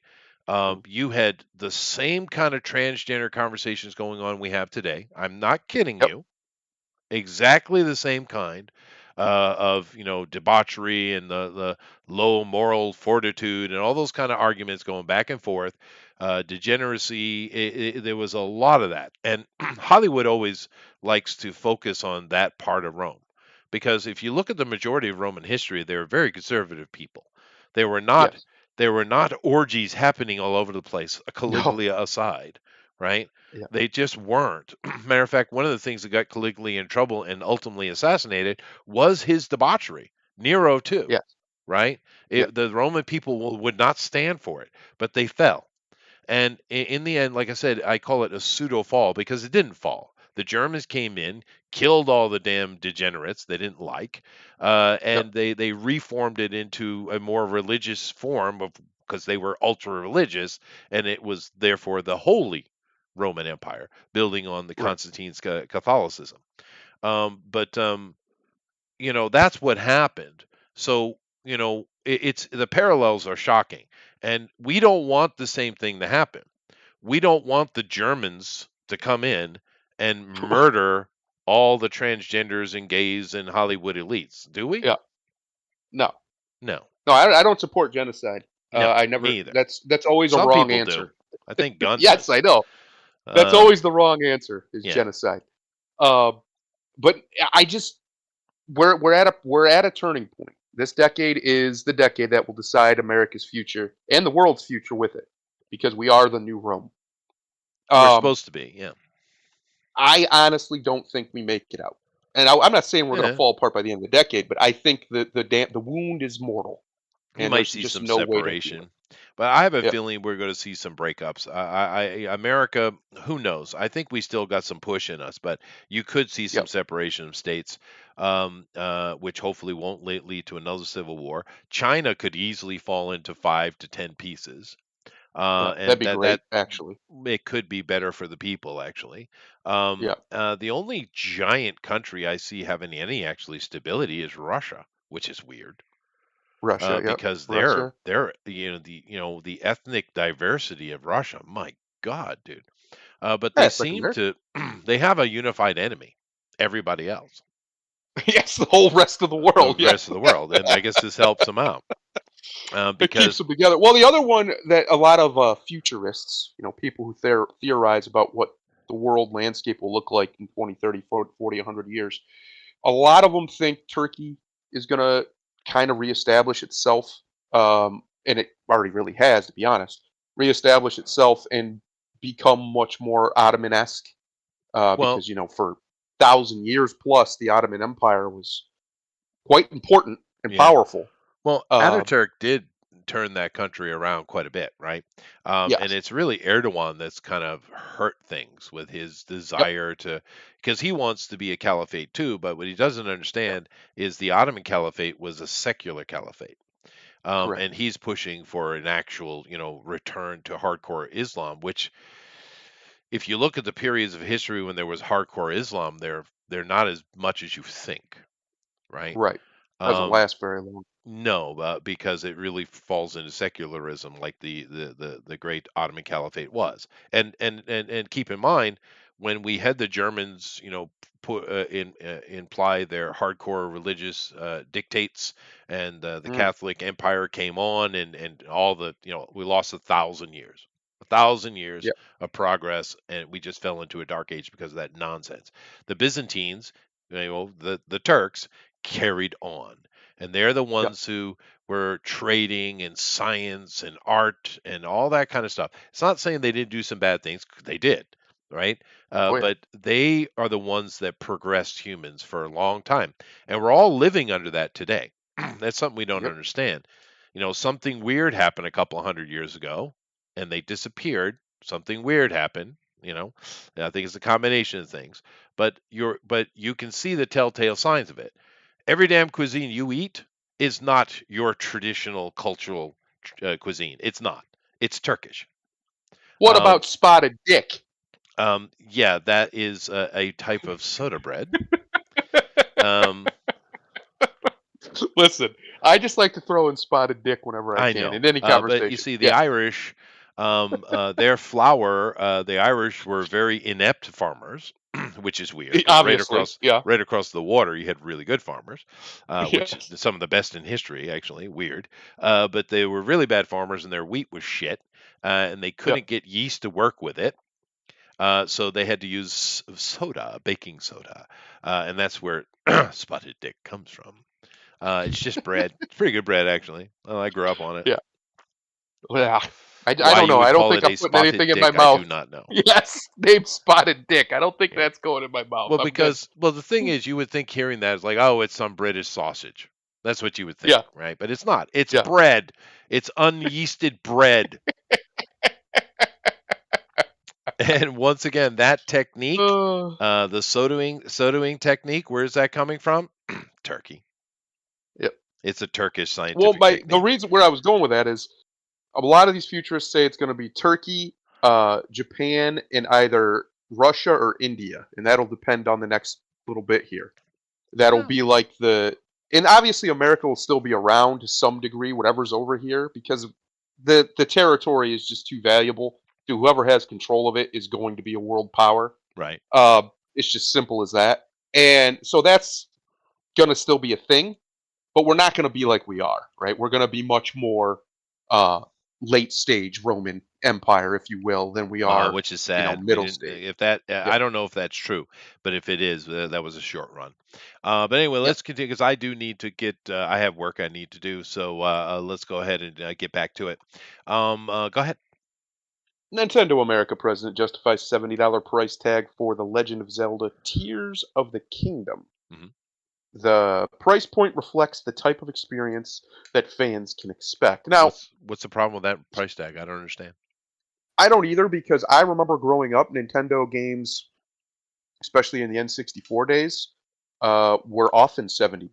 I remember this. And this was, 20 years ago now, 25 years ago. So that was a lot more money back then than it is now. So I think people just got too accustomed to that $60 price point for so long that anytime anybody tries to deviate from it, it causes a big uproar. Huh? But the truth of the matter is that $60, yeah, there's a bigger market because the games are much more global. But that $60 isn't it the same $60 it was when we were kids and Right. they were $60. It's Yeah. just not. It just doesn't seem like that much of a price, especially from a AAA studio like Nintendo. Yep. I don't get it. I didn't understand this headline at all. I mean, a lot of indie stuff sells around 30, $50, sure. But those are Yep. small unknown people trying to make a name. But this is Nintendo. It's Zelda, dude. Yeah, right? I don't. in as much as people want to cry, it's gonna sell. It's Oh, like Zelda. They're gonna crazy. buy it. Well, the Breath of the Wild was very popular. It's a quite Yeah. beloved And game. Grimlock has there's something to say. there's always a group of people, and they're pretty much obnoxious. They always want to cry bloody fucking murder over this kind of shit. Yeah. You want a AAA experience and not pay anything for it, and these are also the same kind of people who will turn right around and will pay hundreds of dollars Hmm. to buy somebody's profile on a game Right. like Rainbow Six Siege, Right. so they don't have to actually play the game to earn Hmm. some of the stuff that you get by playing the fucking game. So Yep. I hear this kind of bitching and moaning. It's like, shut up, look. Sounds like a way to make some money to me. Yeah, Well, people do it. yeah, well, for one, there nobody should be surprised that they was going to price hike this game. Because for one, this game has been delayed 4 times, Is it? somewhere around I there. didn't know that. Yeah. Yeah. Oh yeah, Tears of the King. This was supposed to at one time come out last year. Oh wow. Yeah.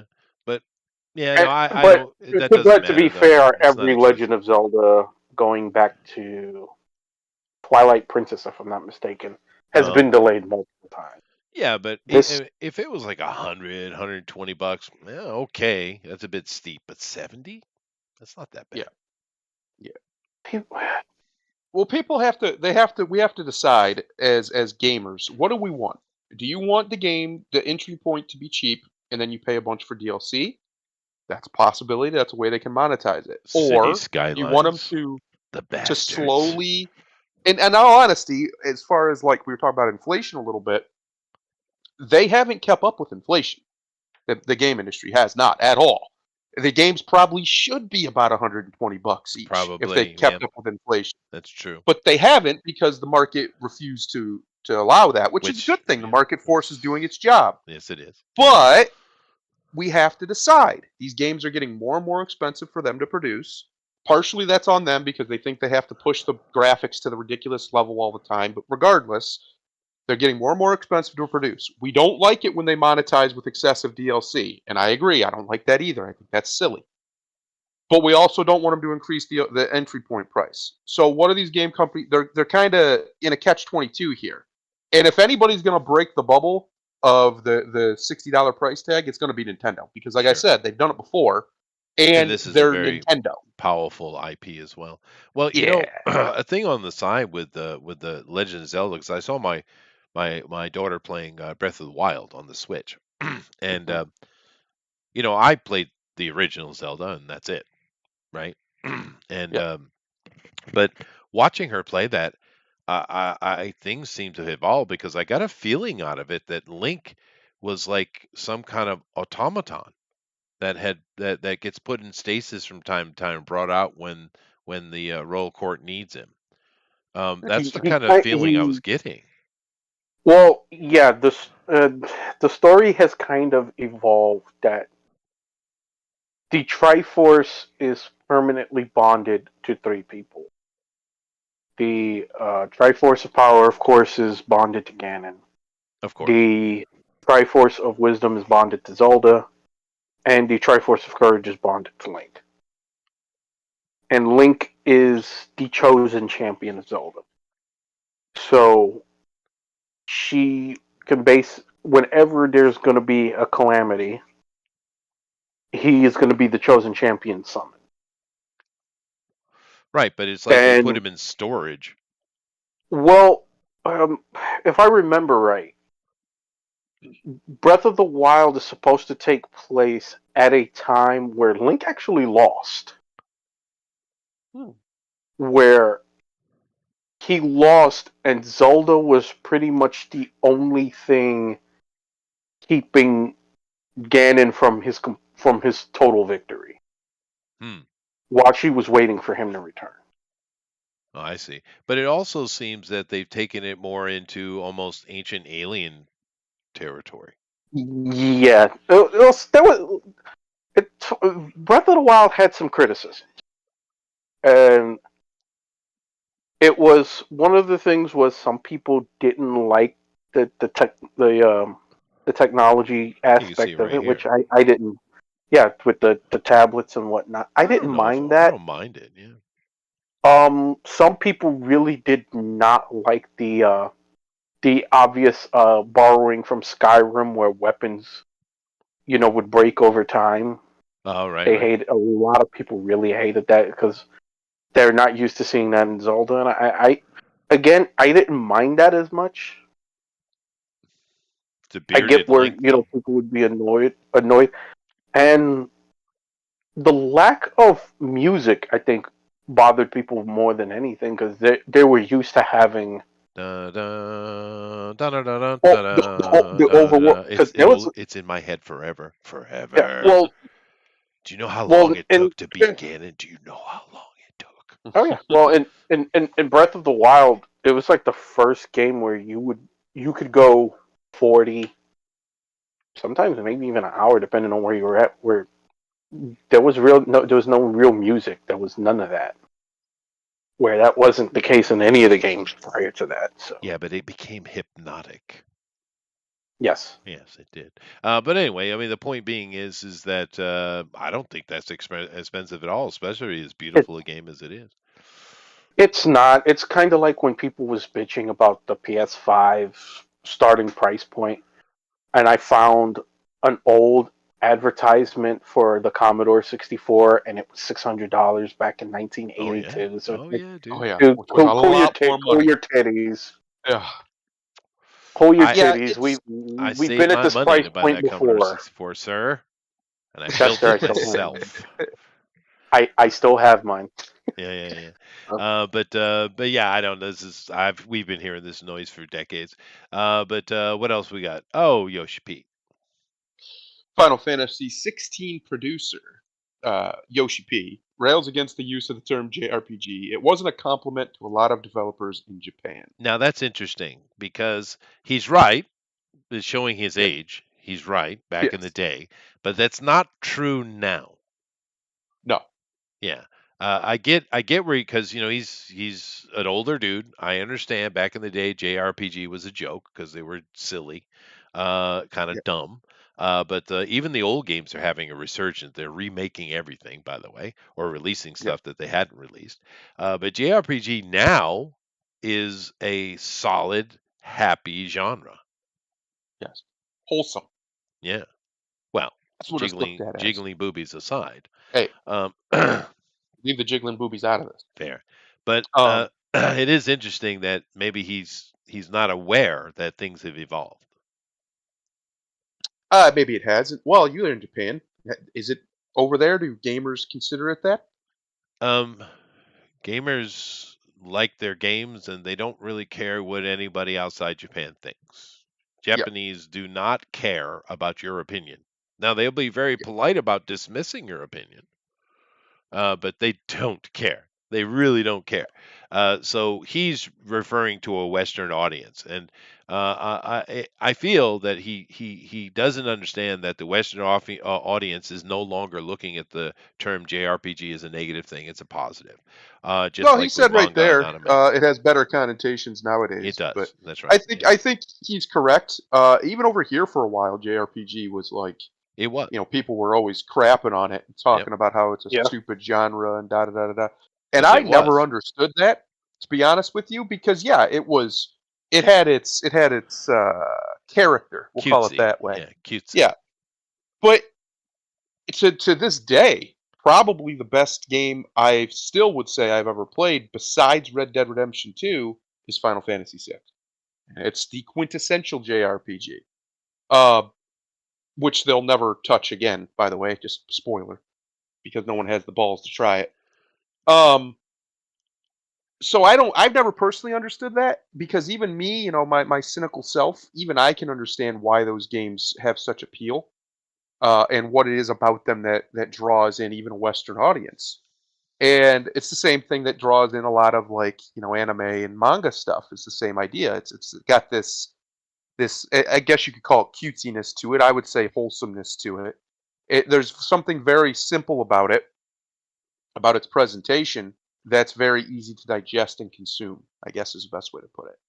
And so I never personally thought of it as any way derogatory term, even when I did get kind of tired of them, it's funny, it's because everybody kind of got tired of them at the same time.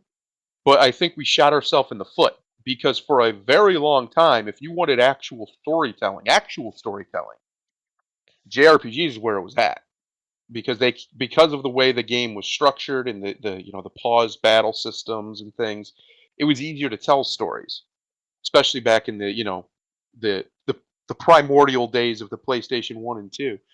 Um, so I genuinely I understand where he's coming from here. Uh, the problem is, I would imagine they were talking to him because of Final Fantasy 16 and all the stuff they've been releasing about that. There's nothing JRPG about that at all. At all. It doesn't even look like a Final Fantasy game, minus the fact that there's, Ifrit and some of the famous summons are out there. Other than Right. that, I watched the gameplay. I was like, this looks more like Devil May Cry. And funnily enough, the guy who's doing the action, the combat, is the guy who does Devil May Cry. Right. That makes sense. Makes sense, right? But I mean, keep in mind also with the more traditional JRPG, there is an entire genre of people who love that cutesy stuff. Yes. There really are. Now they're evolving, and they certainly Blade and Soul is definitely a JRPG, even though it's made in Korea, right? Yep. Without question, and that's badass. That game is badass, right? Yep. But I wanted to in this article, aside from Yoshi P's, comment, I wanted to cover this right here from Gene Park, which I guess is a Korean name. Counterpoint: as an Asian person, you're not Asian, you're American. Stop Yeah. it. Okay. I absolutely felt anti-Asian sentiment throughout the gaming press and industry, and it was happening well before Phil Fish made his racist comments to a Japanese developer's face. All right, once again, you ain't Asian, because that ain't how Asians complain. I know. BioWare co-founder JRPG suffers from lacks of evolution.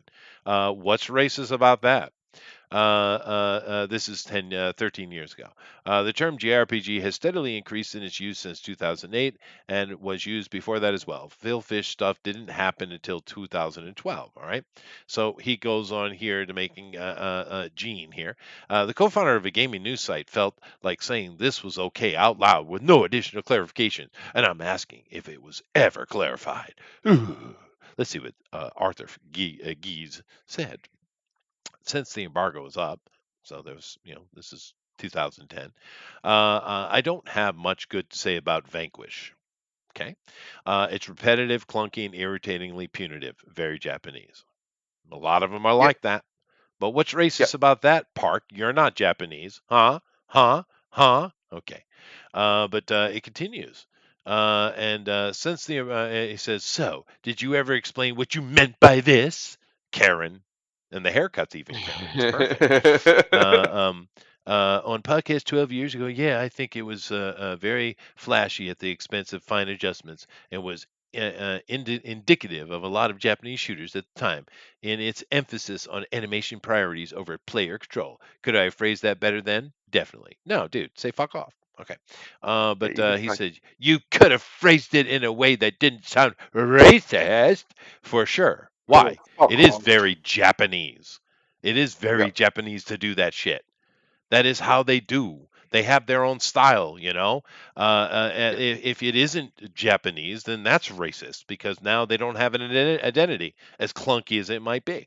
Mm-hmm. I just look at these flaming faggots and just go pick a lane, would you please? Oh, get him, Jonathan. 1 minute you're crying and bitching and moaning about how these people have a culture and their culture matters, and then somebody points out, hey, this is very culturally accurate for them to do. Oh my God, you're racist! Shut up, faggot! Shut up! Demonetized. God.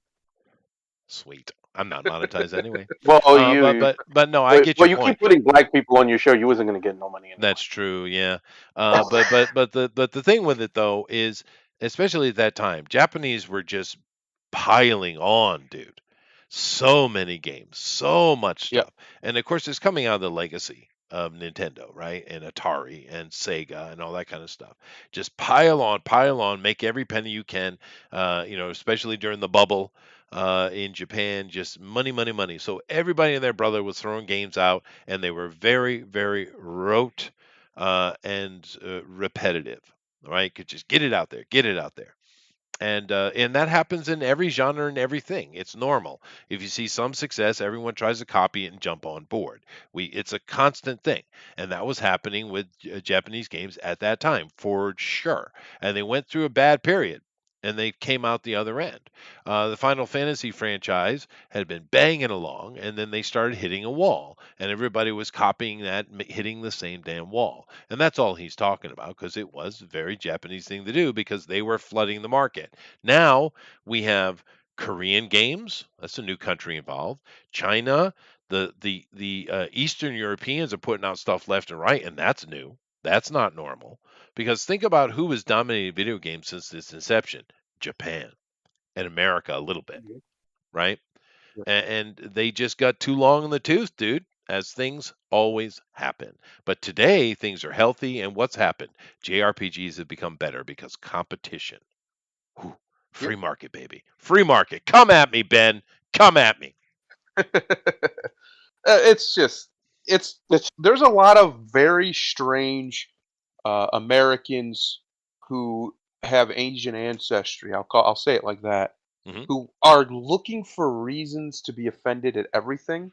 They're worse than a lot of the weirdo pro-black people you see out here because they will pick any little thing. Obviously, this man was not saying anything derogatory about At all. Japanese people. Yeah, At all. Yeah. Nothing. At all. He was talking about a way that they develop their games, which are grindy and repetitive. They still do that. They still do that. Yeah. They've Play a smoothed Monster Hunter they've game. smoothed out Just quite a play bit one though. of them. Hmm. One of the biggest game franchises in Japan is Monster Hunter. Play one. They're super grindy and Yep. super repetitive. Yeah. Yeah. And a little we bit like- clunky, to be honest. Yeah. But I mean, yeah, it's just that kind of noise. And it's interesting me listening to the people talking about their culture, and they're clearly Americans, because the Yes. people of that culture do not complain in the same way. They do not act in the same way.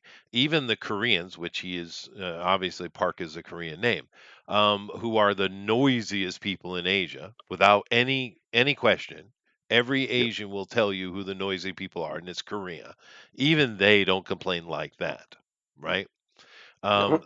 For them, the way the Koreans complain is that everybody else's fault. It's never theirs. They never take responsibility for anything. It's always someone else did it, right? That's Koreans' way of complaining. But you do see this a lot. Here's the funny thing. You see it from other racial groups too, in America, not just Koreans, for instance. The one I find is funny is, I mean, half of me is Irish, right? My mom's is my family is super Irish, right? Shit, I actually had family that spoke Gaelic growing up, right? I grew up on soda bread. God damn it. Anyway, spotted dick for breakfast, lunch, and dinner. And boiled cabbage, lots of boiled cabbage. Ugh. But other than that, my point being is, now, am I going to speak for the Irish as an American? Am I going to speak for the Irish people where I have never been in my life? Yep. Will I speak for them? Now, in this case, there's a little bit more kick going toward me, because there's more Irish in America than in Ireland. A lot Yeah. more, right? Because you probably don't know this. Most of the people in Ireland are English.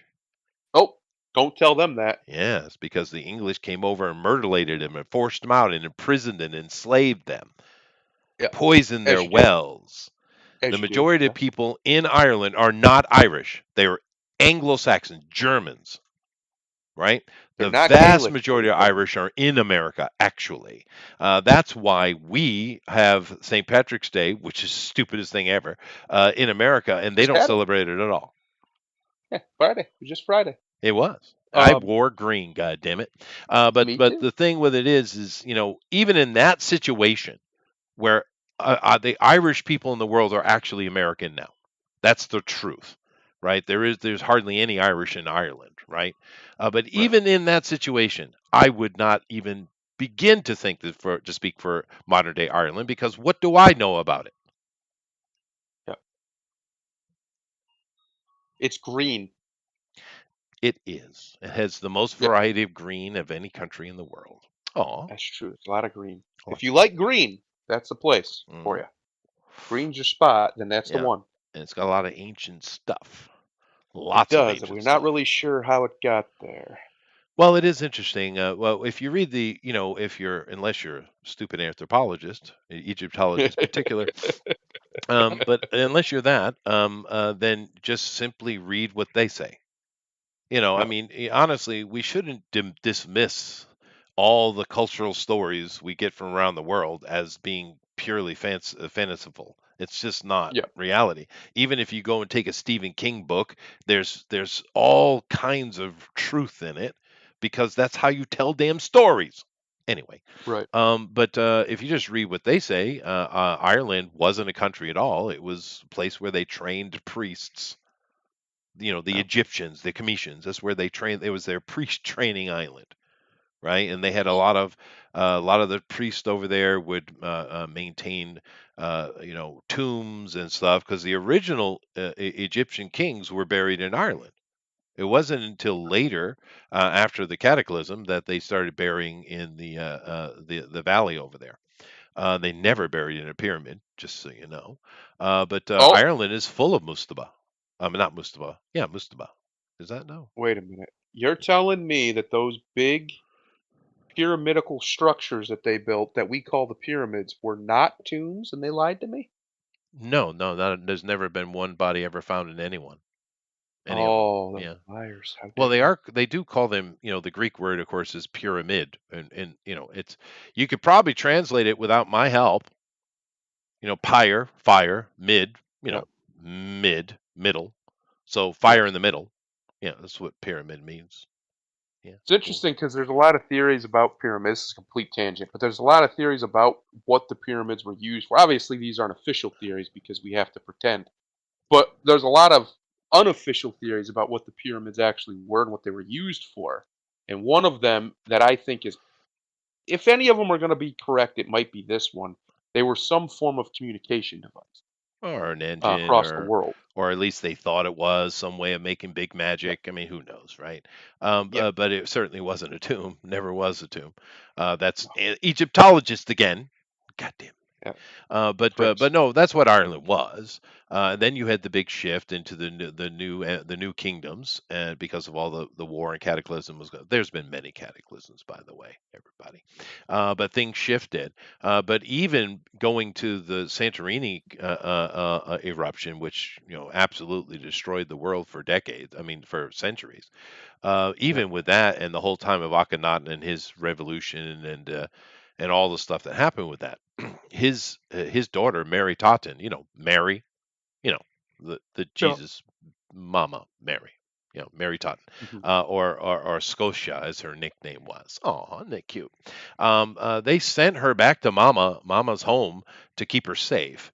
And she went back to Ireland. Now I know today we call Scotland Scotland, but that's not originally. Scotialand was Ireland. Hmm. Sorry for the confusion.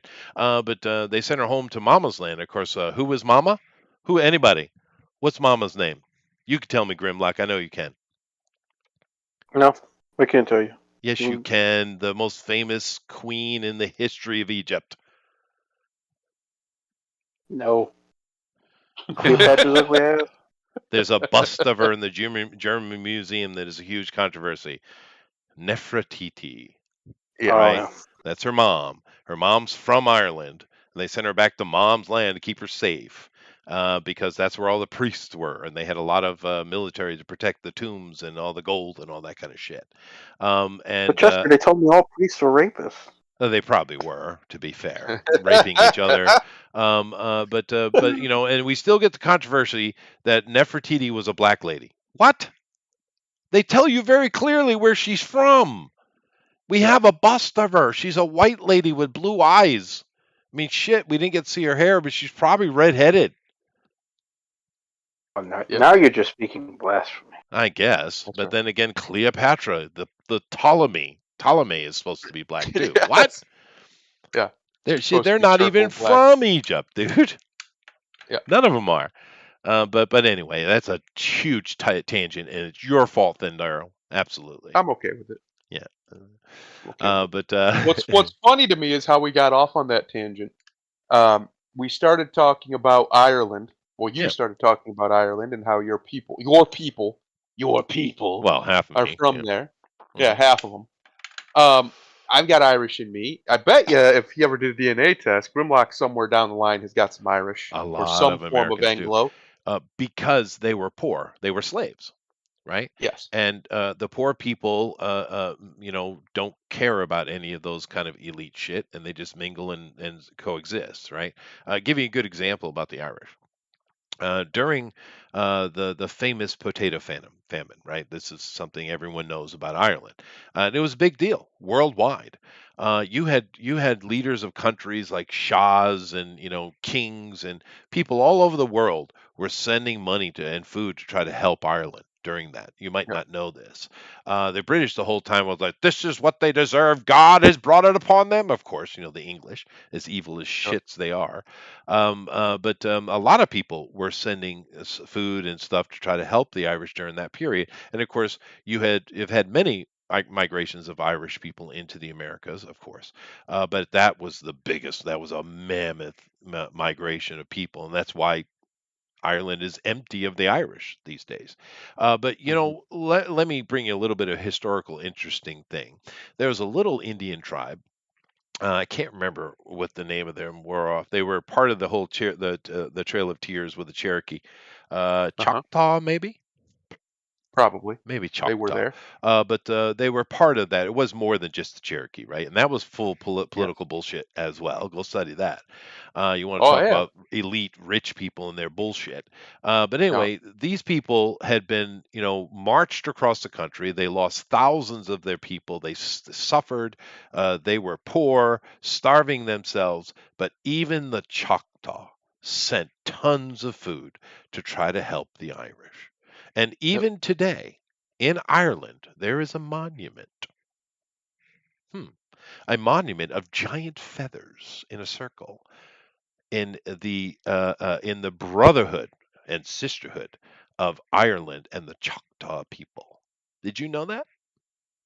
I did not. That's Yeah. actually kind of cool. It is cool, but I'm just saying that the Irish people are not the elite. There was some time in ancient times where they were, right, just like Right. Indians used to be badass. They're not anymore, right? Yeah. Things come up and they go down. But the Yeah. Irish people were poor commoners. Like I said, there was 250,000 black slaves sold in America, and there was 250,000 Irish slaves sold in America. Equal Yep. number, right? You called it. It was the Choctaw. Yeah, the Choctaw. So I thought my brain was trying to help me, uh, but um, uh, It does but that from time to time. sometime, occasionally, but my point is because they're poor, common people. Poor people don't care what your color is because you have a Right. unifying culture. Humans are tribal. Your race means nothing. Culture means everything. Yep. Humans are Yeah. tribal, and if you're all in the same straits, who cares if you're black or white or brown or yellow or red? It doesn't matter. And those people always tend to kind of stick together and work together. And we have so much evidence of it. Look at all our modern dance. Where's it coming from? Ireland, right? Because it Yeah. evolved out of people have just like I talked about with the Jews who came over to New York trying to make money, trying to be successful. They created this thing called vaudeville, which was very popular. It spread, and they ended up going to the West Coast and trying to take a shot at making movies. It wasn't Right. some great plan. It was just poor people trying to succeed. Right. And the same thing with the Irish. All the dance we have today is coming directly out of them. All our music, a lot of our writing techniques, a lot of our story framing is coming out of the Irish. It is because they were a poor people intermixing, and every now and then someone would pop up and be successful and influence the world as it goes. Therefore, Mm. people talk about most Americans probably have some Indian in them, and it's probably true, right? Same reason I just gave. I could go through the same soliloquy, but I guarantee you the number of people in America who have Irish in them is way higher, way higher. Oh, for sure. Yeah. Sure. And for Grimlock to have some Irish in him, I bet you he does. I'm sure, because Probably. my family were whores. There you Yes. go. There you Poor go. people are whores. That's what we Poor people are established. whores. That's the establishment. You have to have money to be discerning on where you plant your seed. When you're poor, you're like, listen, any port in a storm will do. When you put Where it, they at? the answer to the question is always we fucking, and the answer is usually yes. Yep. Yes. Oh yeah. Oh yeah. And so you can get a lot of that, especially because I know this is going to be a shocking statistic for everyone, but um, uh, the majority of all black people in America, at least ones that have been there, and aside from recent immigrations, about 60% of the black people's DNA is Caucasian. Yeah. 60%. It shocks them when they Yeah. see it. It's Yeah. pretty funny. Well, You can find you, videos of I them. have seen them. Yeah, it's funny. Yeah, they're pretty funny. Because what they don't understand is the Caucasianness, and even with other racial groups too, not just us, but Caucasians, all of our features, our light skin, our lack of melanin, really, our light eyes, our nose and lungs that are over capacity for cold weather, our thick bone density, all these things that are very Caucasian, right, are recessive genes. They're recessive, right? And black DNA is not recessive. It is, and it's wicked strong. It takes incredible number of generations to get the black out of you. Yes. Or a couple of trips to your local police department. But no, I I'm like that serious. phraseology there. Because That was good. because the Negroid people, their DNA is so dominant. It's so strong. Yeah. And that's why you see a lot of Americans. That's why we call them blacks instead of Negroids or Africans or something like that, because there's something different now. They're a mulatto, a type of Right. mulatto, and they're better off for it because, I mean, a lot of times when you mix things like that, you get some pretty good results. But I mean, look at how big the American blacks are. They're big. They can hold incredible muscle tones, Yep. powerful, thick bones, strong. Right. All of these factors they're gaining from their Caucasian blood, and they're mixing with their already dominant and powerful DNA physical factors they already have, creating something unique. An American black is way more of a physical specimen than an African, way more. Yes. And especially the fact is the only really tall Africans are the Congolese. The rest of them are midgets. I mean, they're super small. And Right. random Nigerians will be really tall too. Right. Well, they actually have royal blood running through Nigeria, dude.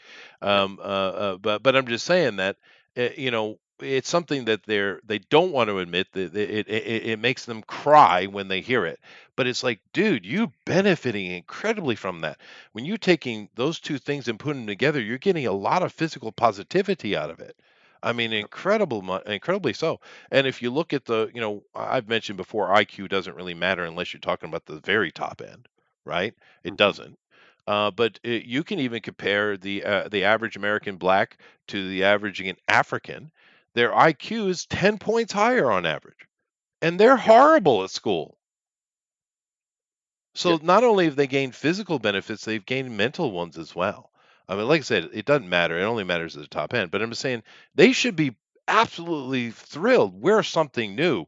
We're a new thing that has been created, a new race that has been Yep. created. What's wrong with that? That's where we think all the other races come from. From people being whores. That's right. Adaptation and horism. Whorism. That Mhm. we should trademark that. Yeah. Whorism. TM. That'll be our whole ideology.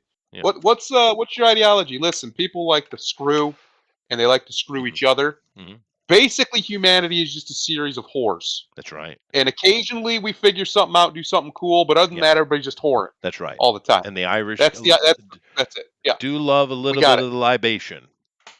Oh, And the they do. libation leads to It is something. kind of funny, the meme out there of when the Irish invented whiskey, allegedly. After that, there wasn't another major invention from Ireland for 300 years. Yeah, fair. Yeah, that's fair. But I mean, actually, there's a lot of our cultural things that come out of Ireland that exist in the modern world that you probably don't even realize are actually coming from the Irish, and it's because of that forced migration by the English, right? That they come into the Americas, and America became what it is, right? And that influence impacted the whole world. So the Irish, in the end, kind of had the last laugh. You know And what I that mean? Anglican blood hatred was real even over here when the Oh yeah, Irish they're got here. They bad, still dude. didn't want them here. They Like, didn't. hell no. They were horrible. They were horrible. Like they would, you know where the term super comes from. Hmm. It comes out of the soup kitchens, and a Yeah. lot of them would come up to try to help the Irish because it was an absolute disaster. I mean, you go Yeah. study the Irish potato famine. It might you all know have heard of it, but you might not realize how devastating it was. But Yeah. you had a lot of groups creating soup kitchen, like Quakers, the Germans, right? They were incredible, dude. They would anybody show up, they would give food as long as they had it, right? Yep. There was a lot of goodwill and human kindness came out during that, but not Well, from the we. Protestant, not from the English at all, dude. Not at Yeah. all. They were horrible. They would have kitchens too, but not for a dirty Irish. Get your potato loving ass out of here. Go Yeah, on. We only eat haggis over here. that's right. Well, and you get the other kind of thing where, there's another little bit of a urban legend is that the only thing that the Irish farmed was potatoes. It's not true. They farmed all Yeah, kind of stuff, but the problem was the English took it all of it, that's right. and only left them with rotted potatoes. They did this often. The English. They This was did it. kind of their It's thing. kind of their MO. It is Yeah, all over the world. They did this stuff. You just don't hear it because we don't speak Indian or that's true. or Southeast Asian or Middle Eastern. I mean, shit. The whole problem we're having in the Middle East is because the English said, "Oh, I'll just make this border like that. That's pretty." Didn't bother to look at any of the cultural boundaries that were going on. Ethnic regions. They didn't Nothing. care. No, Listen, screw we it. needed it. We need Right. it carved like this because it's easier, Right. and that's what And, happened. and exactly, and it leads to trouble because these morons that come out here these days, and I'm sure there's a few here, um, that like to say diversity is our strength. Go look Uh at the huh. most diverse countries on this planet. Go look at the top 50, top 100 diverse countries on this planet, and you would not dare to go to any of them. Any of Yeah. them. Do you know where the most diverse country on the planet is? Would you like to guess? Which country has the most variety of races living in it? Which would you say? Ooh, I don't know. Tell me. Papua New Guinea. That makes sense. It does. That It's actually does make crossroads. sense. It's Yeah. crossroads. Yeah. Yep. But think But about some no, I other. don't want to go there. No, you don't. Thank you. Think of some famous places that are gone now. Bosnia, Yugoslavia, Yep. incredible number of racial groups in there. Africa. Go look at a map of the ethnic Yep. breakup of Africa. Dude, there's like 20,000 of them. Yep. It's Why they don't get along? insane, dude. And so diversity is not our strength. No. It certainly is not. We need to have cultural unity. I don't. Your race does means nothing. It's your Yeah. culture. And Americans had that for a long time because we were Oh, all so under the did same. Rome. So did Rome Rome. because they're all Yeah. under the flag. There's a Right. flag, right? There's something Yeah. that's There's unifying it. ways to do it, and when you allow people to undermine your culture, which America has been doing for a very long time now, uh, that's not sustainable.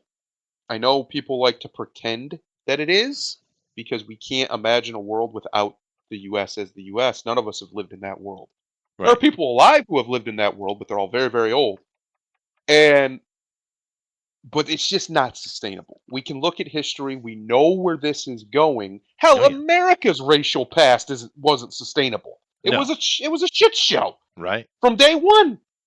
And it's only going to get worse. You think it's going to get better as the diversity increases? Why would it? Why would it? What possible reason would tribalism just go away because now It there's won't. more of different kinds of people? Well, That's not how it works. and besides, like the progressives or the woke tards, they're Yeah. just another type of tribe. Yes. And they don't understand it. And look how hateful they are to anyone who's not part of their tribe. They're one of the That's right. most noisy, bigoted, hateful Intolerance. tribal groups we have. I mean, Yeah. shit, I would go and sit and have dinner with a Yemeni Shah any day, I probably wouldn't go home. Well, it's funny because a lot of the far right guys who I used to associate with more regularly, we were online buddies. We talk on DMs and stuff. They could talk to anybody. They could hang out with anybody. They could have Like conversations with Ben. people that they didn't supposedly like. They could talk to them and be cordial and things with Sure. them. And the reason for that is because they accepted who they were and they accepted themselves. A lot of these people who are, your super virtue signally people out here, they hate themselves. And the way that they present that is by showing it through the way that they defend themselves. Like this Park guy that we saw that got us on this conversation. There's a lot of self-hate in his responses to these Obviously. minor, not even anything that he's turned into these big racist, like, I mean, my God, the way he was behaving, you think he was out here talking about lynching them. Well, he That's was triggered. self-hatred. Yeah, that's projection, is all that is.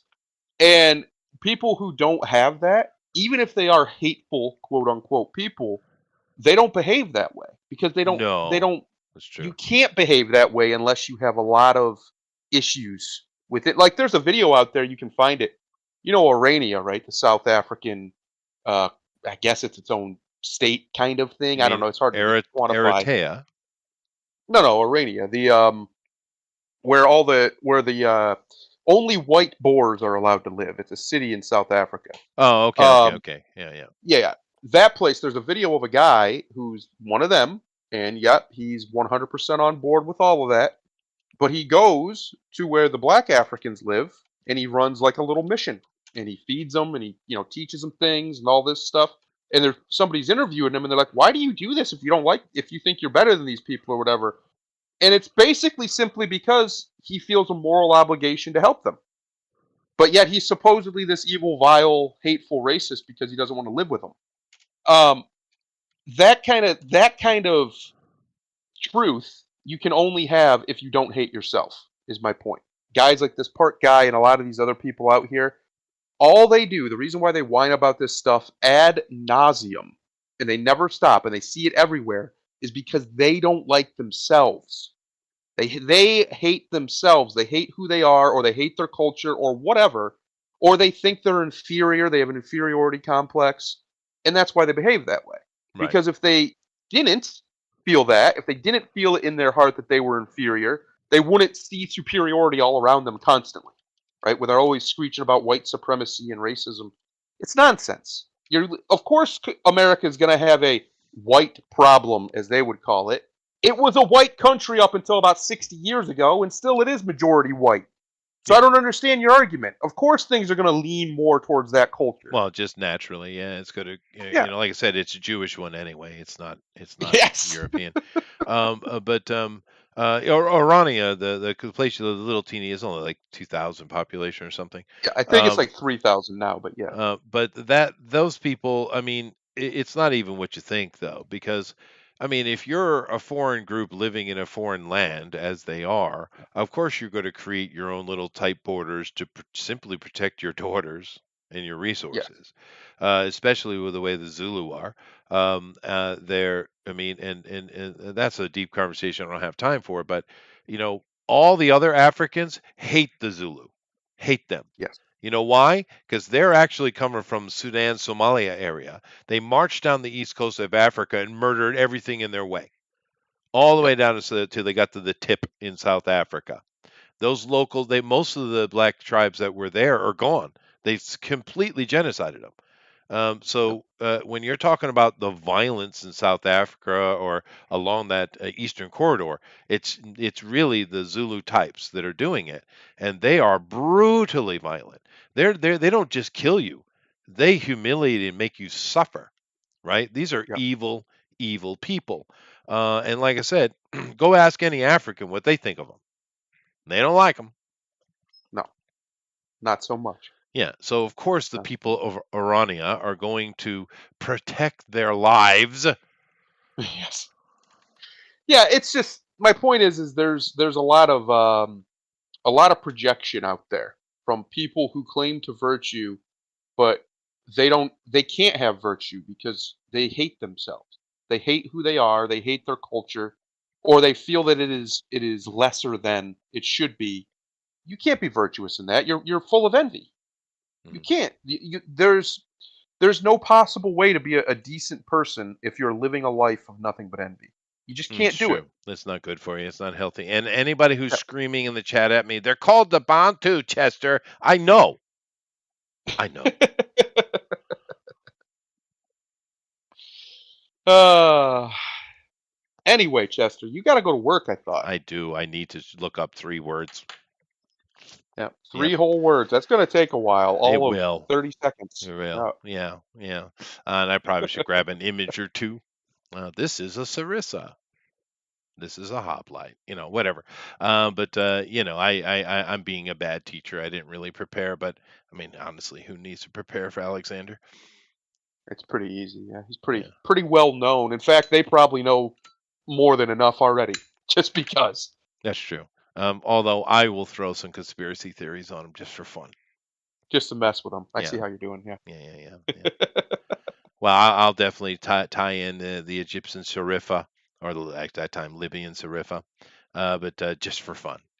He was looking for the fountain of youth. Uh-oh. Yeah, I'm going to go there. I'm going there, Grimlock. Anyway, thank you all for coming in. That was a lot of fun. We had some good conversations. Very little about what I thought was going to talk about, but that's okay. Disney is absolutely shooting themselves in the face and the foot and the buttock. Yep. It's a shame. It's a shame.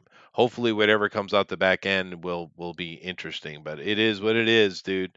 And we will see you in 2 days. We're continue Umbral here, so come back for that.